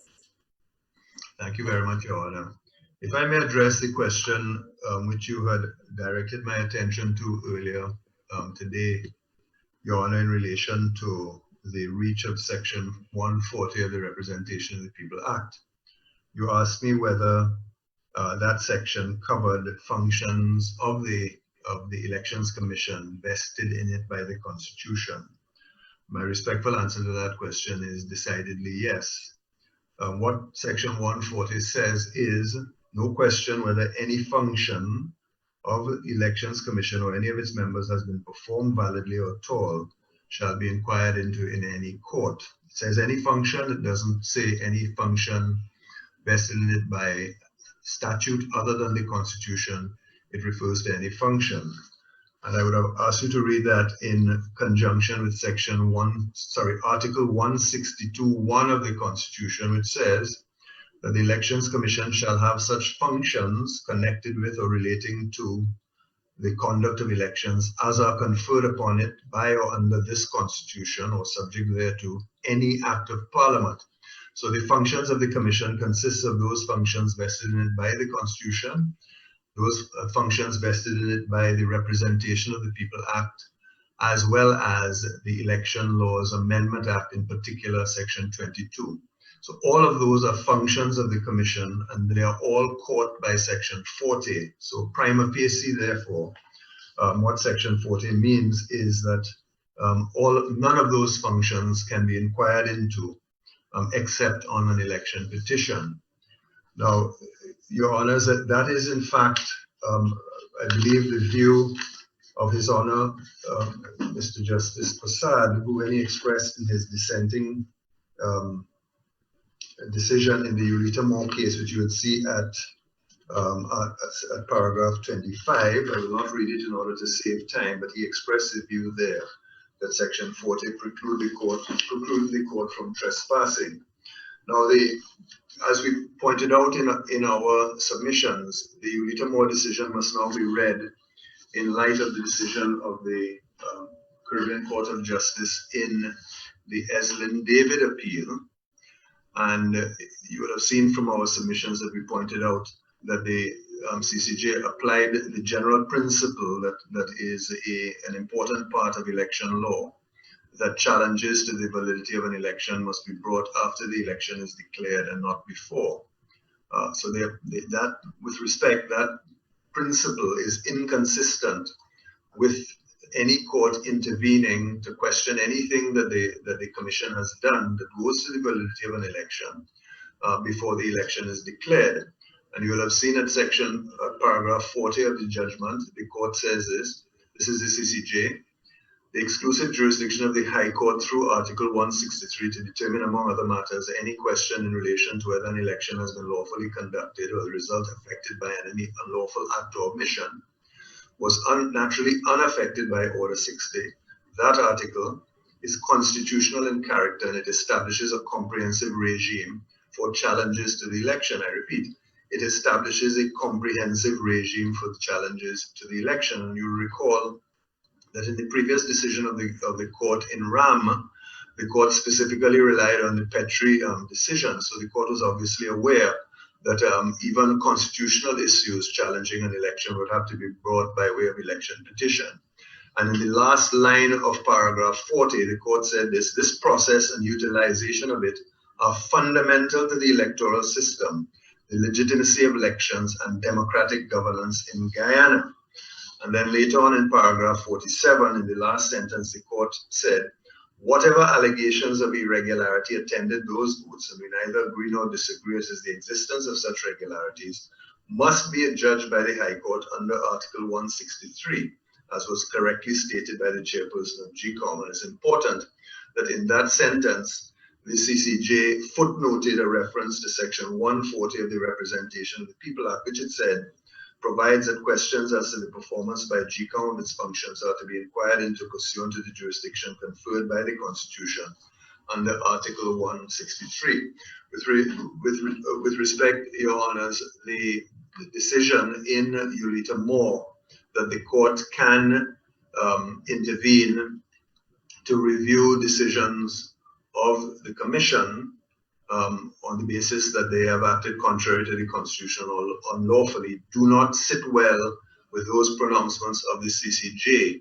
In what I have just read to you, and indeed in reading the entire judgment of the court is adopting the position that these challenges to the election must be taken after the election and not before, by way of an election petition. Of course, we are talking about challenges to the validity of the election, and this is exactly what the appellants are doing in this case, because GECOM has taken the position that the election must be determined in accordance with the recount. And they are saying that any election declared in accordance with the recount will be an unlawful election. That is the precise type of question that one would take on an election petition. Whatever is the nature, whatever is the source of illegality, it does not matter, as the authorities have indicated, time immemorial right across the Caribbean. If you're saying that what has been done violates the Constitution, then you take it by election petition. If you're saying what is done violates the Representation of People Act or any other legislation, you take that by way of an election petition. This is a direct challenge to the validity of the election as GECOM thinks it should be dealt with, and therefore it is to be dealt with by an election petition. Now, and this is why we say in our cross appeal that the Honorable Chief Justice went beyond what is permissible, that is to say, to ensure the smooth progress of an election and to ensure that it is completed by saying that she could inquire into questions of constitutionality and legality. And that is the basis upon which we support the cross appeal. The second aspect of the cross appeal is premised upon, and I emphasize, is premised upon a finding by this court that it can inquire into the validity of the recount as the appellants invite the court to do. Now, I understand them to be saying that you can do that. Well, I'm not on a number of bases. They're saying what it is part and parcel of the jurisdictions that the court has exercised in the past of ensuring a smooth progress of the election or to complete the election. Or they say, I think that you should intervene because it involves questions concerning violations of the Constitution.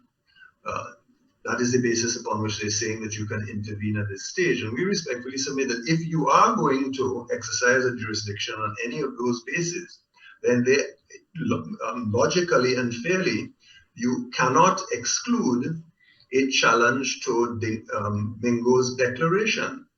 And I say it for this reason. I should say another basis upon which I understood Mr. Robertson to say that you could intervene is that in your judgment in Ulita Moore, he says that what you were really deciding when you said that the constitutionality of Section 22 would have to be dealt with an election petition is that you were saying that you could not deal with it, you could only deal with it in a full trial, and you were not having a full trial at that stage. And he's saying, well, we now have a full trial, and therefore you can deal with the constitutionality of Section 22. Well, we have had a full trial in relation to Mr. Mingo's declaration. As a matter of fact, the allegation that Mr. Mingo's declaration is fraudulent is one that has been made repeatedly in the myriad proceedings. The evidence has been put before the court over and over, and no one has disputed it. As a matter of fact, no one. The Attorney General has been in these proceedings, and he has not once suggested that Mingo did not add 19,000 votes for the APNU that did not exist. This appellant has not suggested it once. Her attorneys in the court below and here has not suggested it once.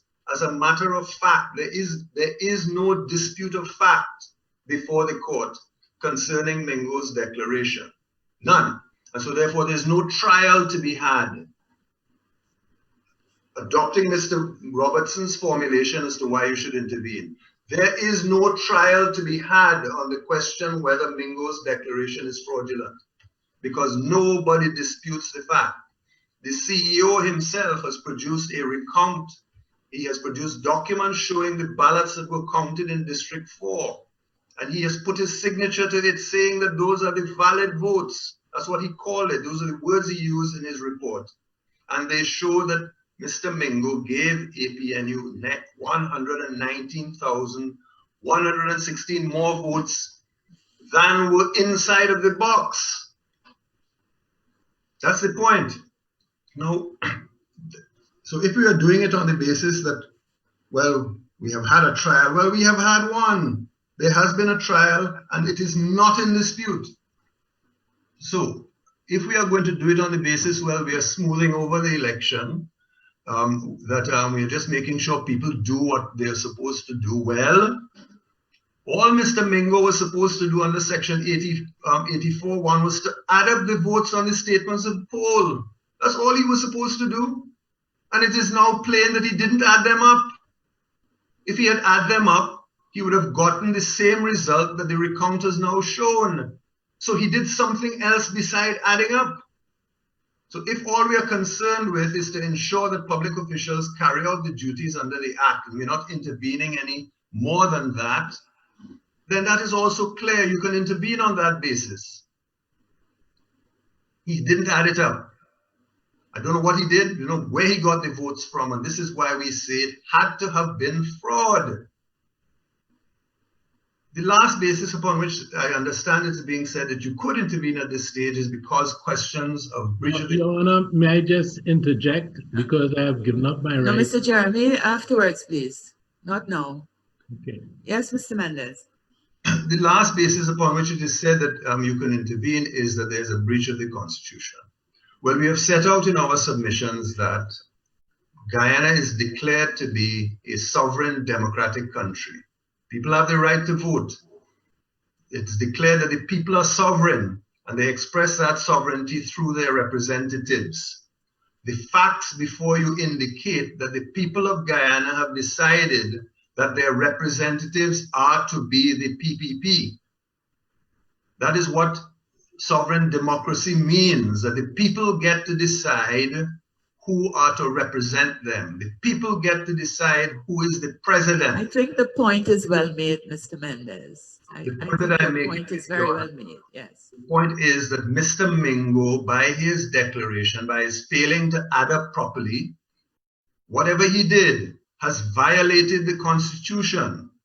If that is the basis upon which you are intervening in order to declare the recount invalid, if that is what you're going to accede to that invitation, then you must also accede to the invitation to find that Mr. Mingo's declaration violates the Constitution.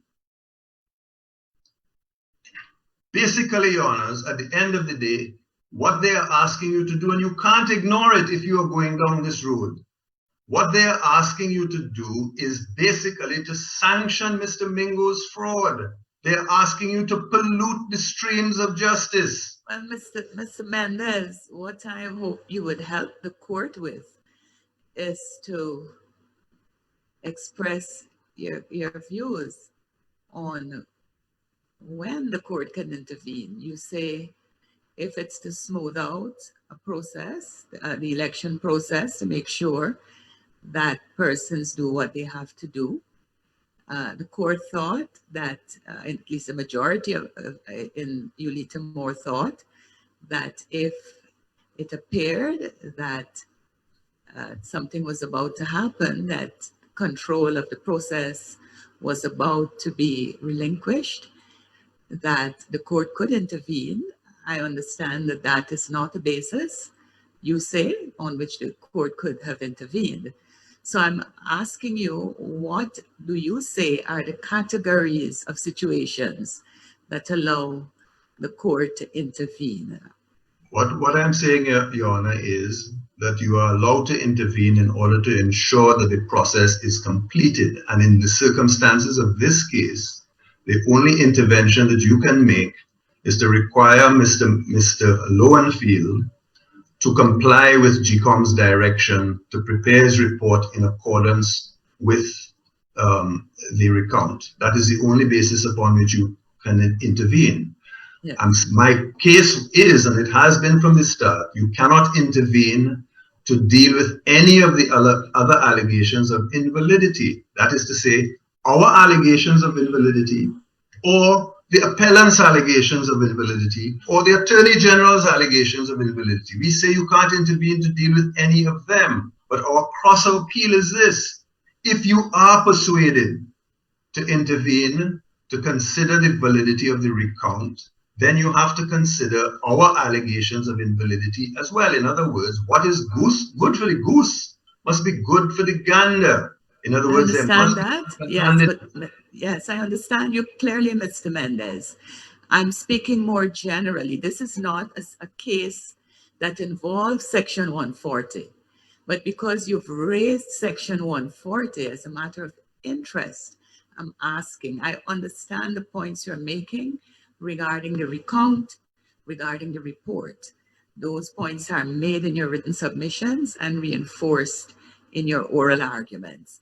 But on that other point, because that issue has come up tangentially, I would say in this case, you say that the High Court can intervene when the process needs to be straightened out. That happened in Norton's case, and it happened in Holidar, and you say, to some extent, it happened here.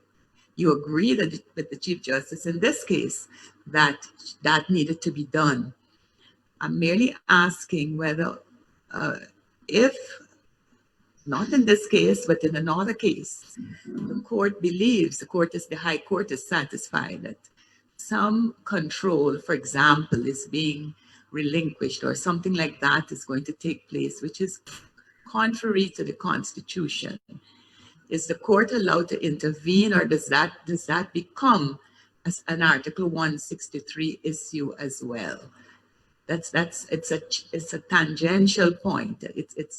This is not a case that involves 140, but I ask it in relation to the Ulita matter. I don't know if you wish to address it. Certainly, Your Honors.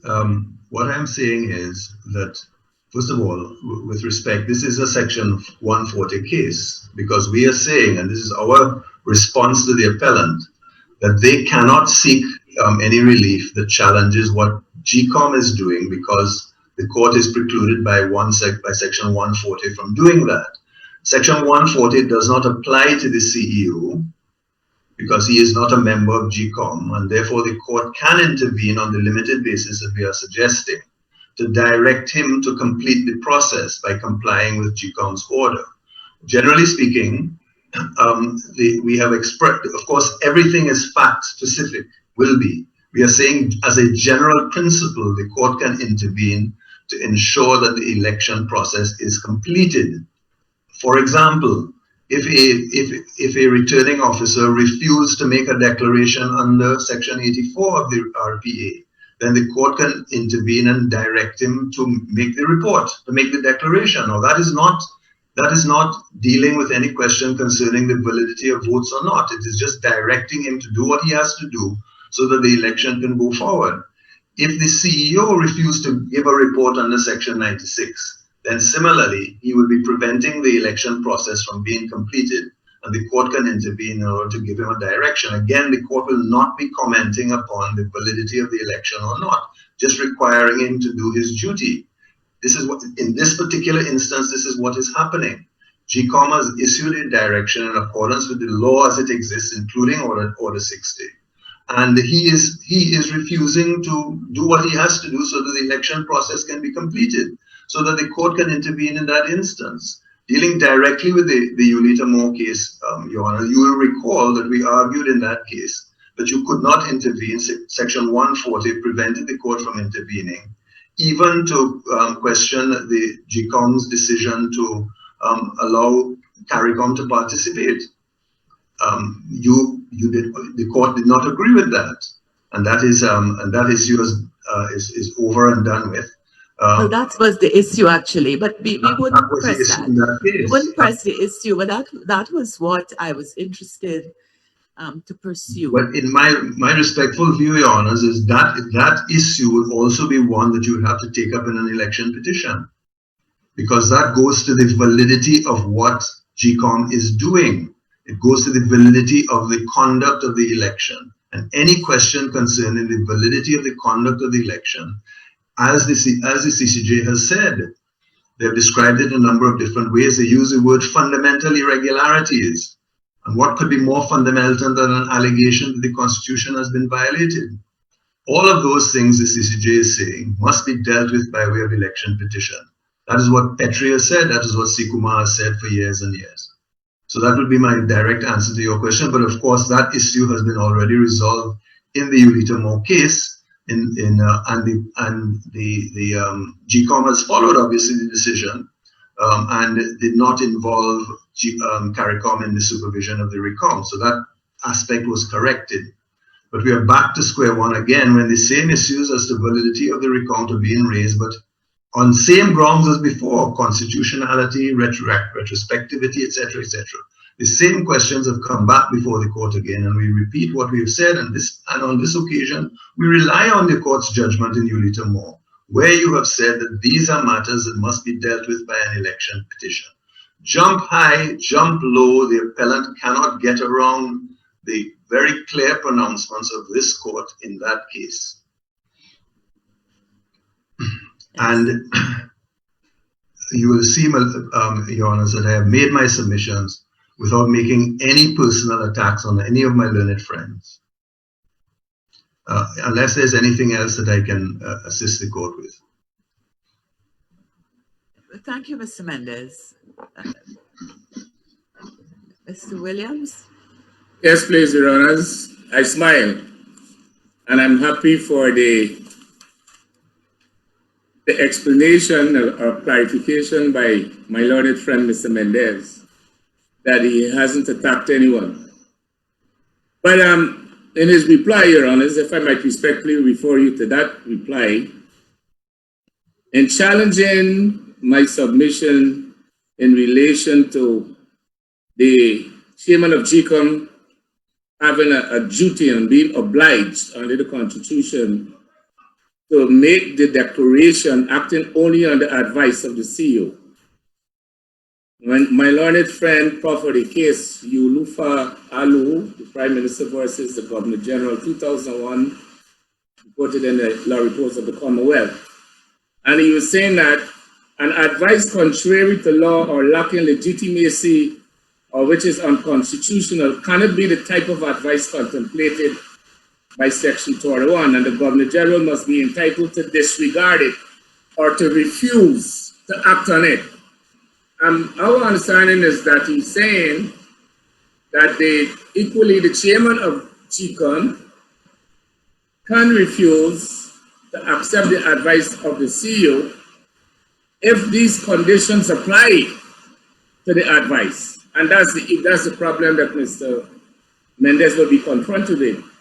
Because whether Mr. Lowenfield's report is contrary to law or lacking legitimacy or which is unconstitutional cannot be determined by GECOM.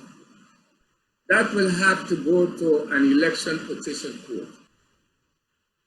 That is the clear fact in relation to this matter, because there's no way GECOM could determine whether the votes are right or whether they were properly counted, etc. And also, this is wrapped up. This is wrapped up in the 10 declarations that were made earlier, including the one by Mr. Mingo. And I would have been happy if Mr. Mendez had clarified the issue even further by referring this honorable court to the decision in Jagdio versus the returning officer of Region 4, the CEO and GECOM, in which Mr. Jagdio challenged the declaration of Mr. Mingo. And that would have been the second declaration that Mr. Mingo had made after the first one was quashed by the Lord Chief Justice, who sent him back on the directions. Sent him back on the directions as to how to conduct that procedure. And even before— You're talking about Holodar's case? No, the second declaration was challenged by Mr. Mendes acting for Mr. Jambio before Justice Holder. And the challenge to the second declaration was the same thing that they had alleged, that he wasn't following the Chief Justice's order and there was fraud and all these things. And Mr. Mendes knows that the Honorable Justice Holder told him and ruled that he didn't have jurisdiction to deal with that challenge to Mr. Mingo's declaration, and that had to go to the election petition court. And Your Honors, that decision of Justice Holder was never challenged. It was never appealed. Could you start your video, please, Mr. Williams? Pardon me, Your Honor? Seeing you. Oh, I don't think, sorry about that.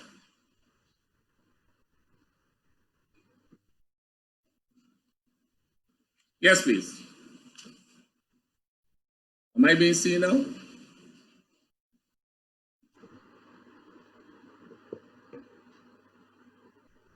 Yes. Yes, at this point. Thank you, Your Honor. And I'm saying, if the recourse to the courts, our honorable court, by Mr. Jambio, directly challenging the second declaration by Mr. Mingo had been raised here, we would have been satisfied. Because in that case, the learned judge, Justice Holder, said, Mr. Mendes concedes that the complaints made about the returning officer's conduct falls within Article 163(1)(b) of the Constitution, and as such, the High Court has exclusive jurisdiction to hear that complaint. Exclusive jurisdiction. So Mr. Mendes conceded that the challenges to the declarations made couldn't be dealt with by GECOM, and it had to go to an election petition court. And mutatis mutandis, this challenge here is to the court. This court has supervisory jurisdiction over the officers of commissions in Guyana if they're acting in excess of their jurisdiction, as it was ruled in Holodar and also in Ulita Moore. If only they have to find a case to advance the process of the elections. But it is clear, if you go into declarations, Mr. Lowenfield didn't make the declarations. Those are declarations of the 10 returning officers.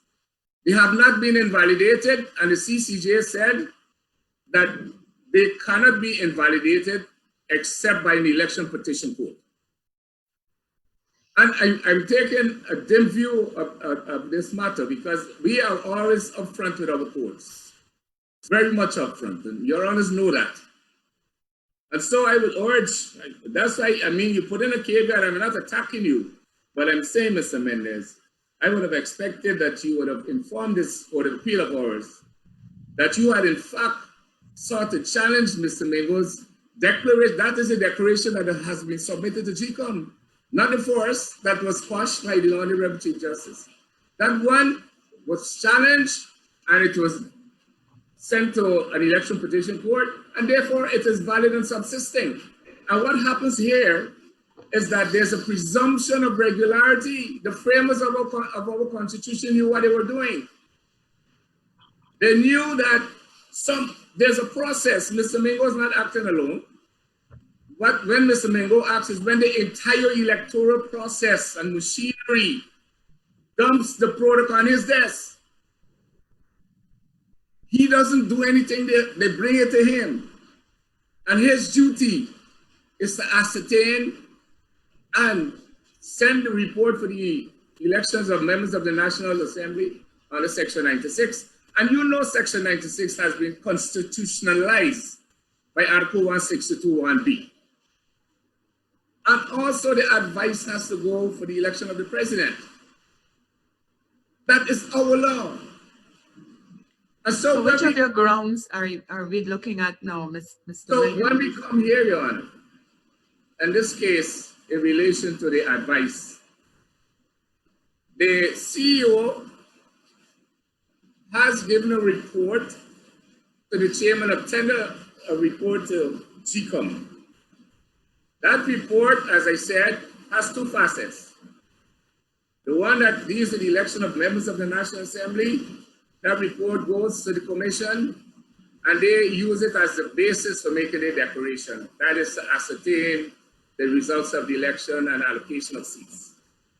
And the other aspect goes to the election of the president under Article 177(2)(b).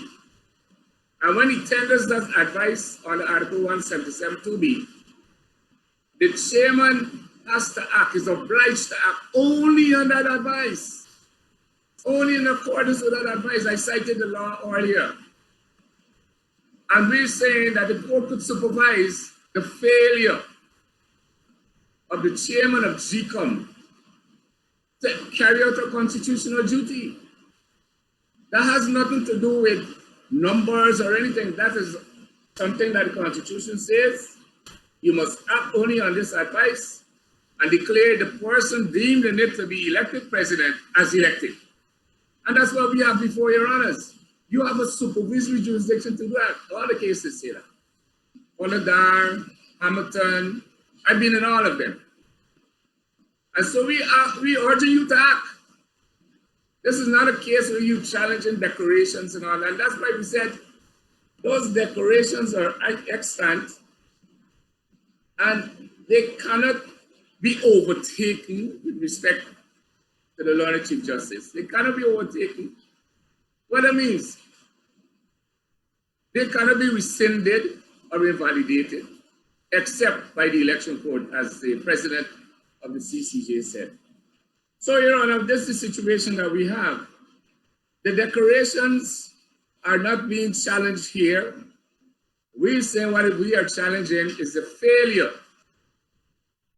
of the chairman of the Elections Commission, having received the advice tendered on July the 11th by the Chief Elections Officer, Mr. Lowenfield, which results showed that the candidate for the APNU-AFC had more votes cast for that list of candidates than any other. And as a result, is deemed to be elected president under Article 177(2)(b), which further says, as a result, the chairman must declare acting only in accordance with that advice. And as in fact, in paragraph 37 of the CCC judgment, President Saunders said the same thing. Once the person identified as being deemed elected president from the elections, the chairman must so declare. Those are the actual words in the first sentence of paragraph 37. And Your Honors, we asking this court to act. It's not a situation where you're challenging declarations that involve the 10 electoral districts and all those things. It's a simple exercise which your supervisory jurisdiction can deal with.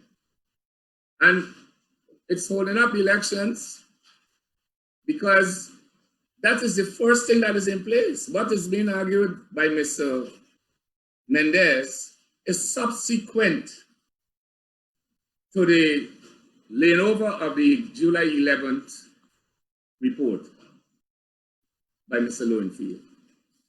So the recount, etc., those issues also have to go to an election petition court. And, you know,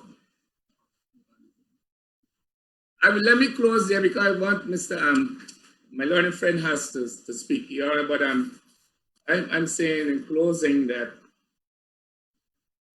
our Court of Appeal has the ability to act on that question of supervising the excess of jurisdiction by the chairman of GECOM for failing to make the declaration that is required. Thank you very much. And Mr. Maxwell, please. Good afternoon, Your Honors. Madam President, how much time do I have? Just a moment, Mr. Edwards. We expected that your 15 minutes would be shared between yourself and Mr. Williams. That has been how we have been conducting this hearing. Yes, please, Your Honor, we know, but we are the last submissions, and I don't think We we should. sat all day from 10, it's now 3 o'clock. We won't be And I long. believe that we have traversed, the council have traversed all the issues in this appeal.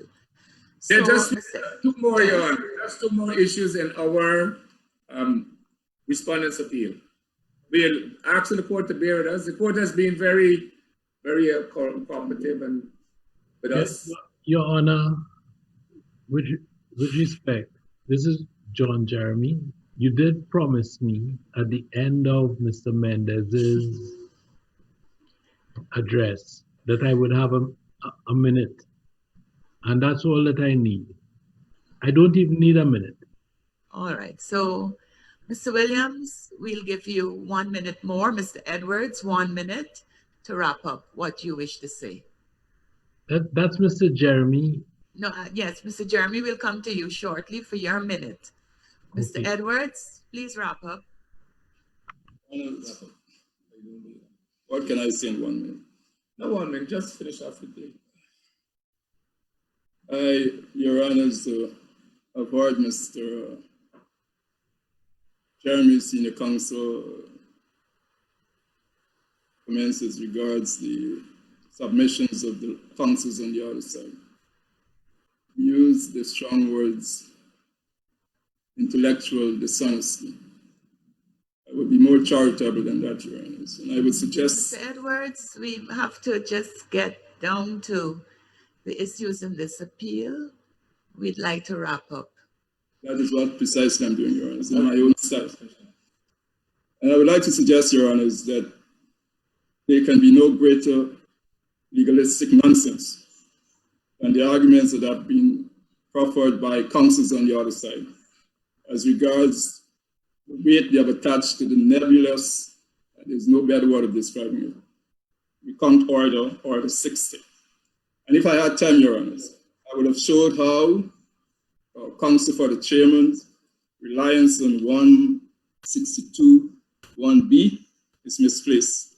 Because 162 1B says, Your Honor, shall issue such instructions to ensure impartiality, fairness, and these are the important words, compliance with the Constitution and the Act of Parliament. Order 60 falls under neither the Constitution, the rubric of the Constitution, or Act of Parliament. And as my learned senior said in his very first submissions, we have the authority of Nielsen and Barker, which establishes that nothing can be read into the Constitution. We have to close off these arguments, Mr. Edwards. These matters have been raised. You have had the opportunity to present your written submissions. All of these arguments have already been dealt with. Nielsen and Barker was mentioned earlier at this hearing. We gave you 1 minute to wrap up. You needed to share those 15 minutes with the Attorney General. So we have to urge you to wrap up. In conclusion, Your Honor, we respectfully urge that our submissions and our contentions prevail on this court, and that the judgment of the learned Chief Justice be buried and set aside. And that is my concluding remarks. Thank you. Thank you. Mr. Jeremy? Your Honor, I attempted to intervene when my learned friend, Mr. Mendez, was making some very broad statements about fraud and the like. And in the same breath saying that he was not attacking anyone. But in any event, all that I wish to refer Your Honor to is the case that the Attorney General discussed in passing, that is Bara Jagdio and Riaz Holida applicants versus the returning officer, Clairmont Mingo. I'm not sure if your lordships have the case, but Mr. Mendez's concession and is 3 pages from the end of the transcript which I have, and it is next to 6. And Your Honor might also find it. Your Honor, with great respect to my friend, Mr. Jeremy, those are matters which, if it was deemed sufficiently important, should have been made part of the process known as settling of the record. All right, Mr. Khan, thank you for that. We are closing off the session. Mr. Jeremy, we allowed you 1 minute. Are you going to close off? Yes, thank you, Your Honor. And if you just turn the page from the third to last page, it's at 16 and following of the transcript of the decision of Justice Holder on Is that the included in before this court? it's a matter of record. It's a public document. We don't think any mention has been made of that case. Your Honor, I can give you a citation to the case, Your Honor. Pardon me? It was just, Your Honor, it was emailed to the court. Well, Your Honor, I did not get a copy of it. It might have been gone to the court, and certainly it was emailed to all the parties, Your Honor. It was emailed to all the parties. If my learned friend is relying on that authority, then I would ask the court to give me leave to respond to it in 10 seconds. Yes, so Mr. Jeremy, you're relying on the case of Jagdio and Holadar against returning officer. What paragraph are you referring to? What part of the case? Your Honor, Is that page 16? No, it's line 16. Unfortunately, I'm not sure how things are done, but there are no page numbers. There's just an interchange, a judgment, and interchange between Mr. Mendez and Justice Hollader. I'm Justice Holder. Madam Chair, Your Honor. So I said it was 3 pages from the end at line 6, and also 2 pages from the end at line 16. Did you identify it in your bundle? Did you identify the case in your bundle and that portion of the case? No, I'm not sure. I have to give way to the instructor. Your Honor, a copy of that decision was emailed to the all the parties and to the Court of Appeal Registry. That was done only this afternoon, Your Honor. Well, Your Honor, with great respect to my friend, that puts us in We shall come to you shortly if you insist that you wish to be heard again. Most grateful, Your Honor. One at a time, yes. So that's it then, Mr. Jeremy. You say line 15, 3 pages from the end of that case, and you wish to highlight the submission made by Mr. Mendez. Is that it? No, this is Justice Holder speaking and characterizing a concession of Mr. Mendez, which my learned friend, the Attorney General, has brought to your attention. So, first of all, 1, 2, 3, 4 pages from the end, that concession is at line 6. And 3 pages from the end, your Honor might find that what is said has bearing on Mr. Mendez's attempt to give evidence from the bar as the quote-unquote fraud which took place in the election. Okay, Mr. Mendez, you say you want to respond? Yes, Your Honor. I don't think it was necessary to refer to that case for any concession that I made, because I have made it clear in the submissions before this court that the question concerning the validity of Mr. Mingo's declaration is ordinarily a matter for an election petition. And it was not necessary for Mr. Williams either to refer to that Hollader case, because I have said that that is the position as I understand it. What I have said is that if this court decides that it will accede to my learned friend's invitation to examine the validity of the recount, then the court would have to examine the validity of the declaration, because you will have ruled that matters of this sort can be entertained by the court. And if you rule that way, then whatever was decided in Hollander would then have been overruled by this court. And then you would have to determine the validity of Mr. Mingo's declaration. So I have, if anything that I have been consistent.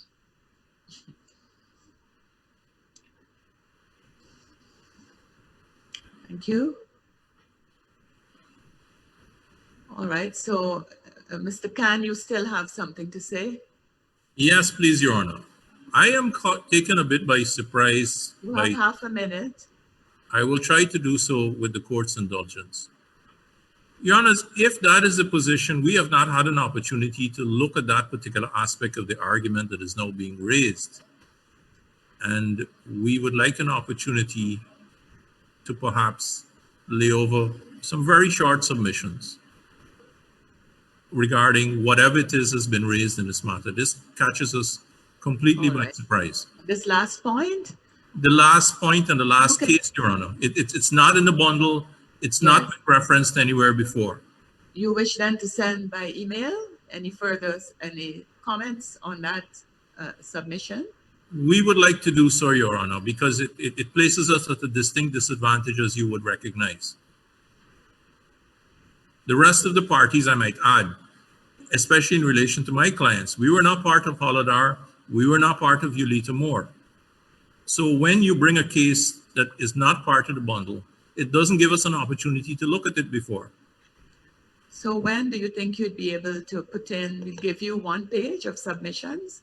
Would that be enough, or you wish 2 pages on that point? 2 pages, please, Your Honor. I just simply want to have an opportunity to look at the case, given that my friend just indicated that it was emailed to us. Okay.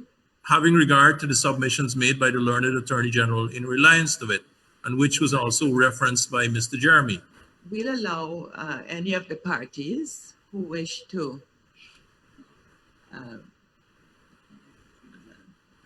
respond to the reference to that case. This is the case is Jagdio and Hollander against returning officer, and the reference is to the decision of Justice Holder. If anyone wishes to respond, you are allowed 2 pages, and you have to send those submissions by email by 8 a.m. By 8 a.m. That's tomorrow, Sunday. We'll allow anyone who has anything to say about that case. We don't expect that too much more will be said. We believe that we've heard comprehensive submissions today. May it please, Your Honor. Yes? May it please, Your Honor.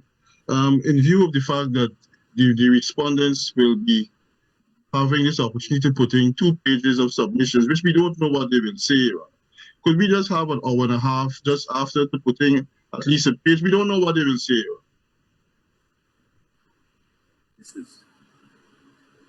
Right, Counsel. We said absolutely nothing on the case. All I did was to refer us to the case. I took less than a minute. So if my little friends are getting an opportunity to make submissions, when Your Honor invited me to make oral submissions for 15 minutes, and I said, I'm finished, I'm done for the day. I would ask to be allowed to put something in as well. Okay, you've raised it at this last stage, and we are allowing the respondents 2 pages of submissions in response, if they wish, and they must make those submissions available to the court and to all the parties by 8 a.m. That's tomorrow, Sunday at 8 a.m. And if there is going to be a response to those submissions by 10 a.m. I'm obliged, Your Honor. Most grateful, Your Honor. Yes, well, that concludes the hearing for today, subject to those extra submissions that we have just allowed. We thank counsel for their work in this case, their assistance. Your Honor, may I just ask when, if your honors have an idea as to when a decision might be ready? That's what I'm getting to. We recognize that we've heard the main appeal, and there are 2 cross appeals that are also part of the case. Having regard to the submissions we've heard, the fact that more submissions will be coming in up to tomorrow, we are in a position to say we would give our decision on Thursday at 11 a.m. Thursday. As it please, Your Honors. That's the 30th. Thursday, the 30th of July at 11 a.m. for decision. Much obliged. Might I respectfully ask the Leo for my speaking notes, Your Honors? Oh dear. Circulus inextricablus.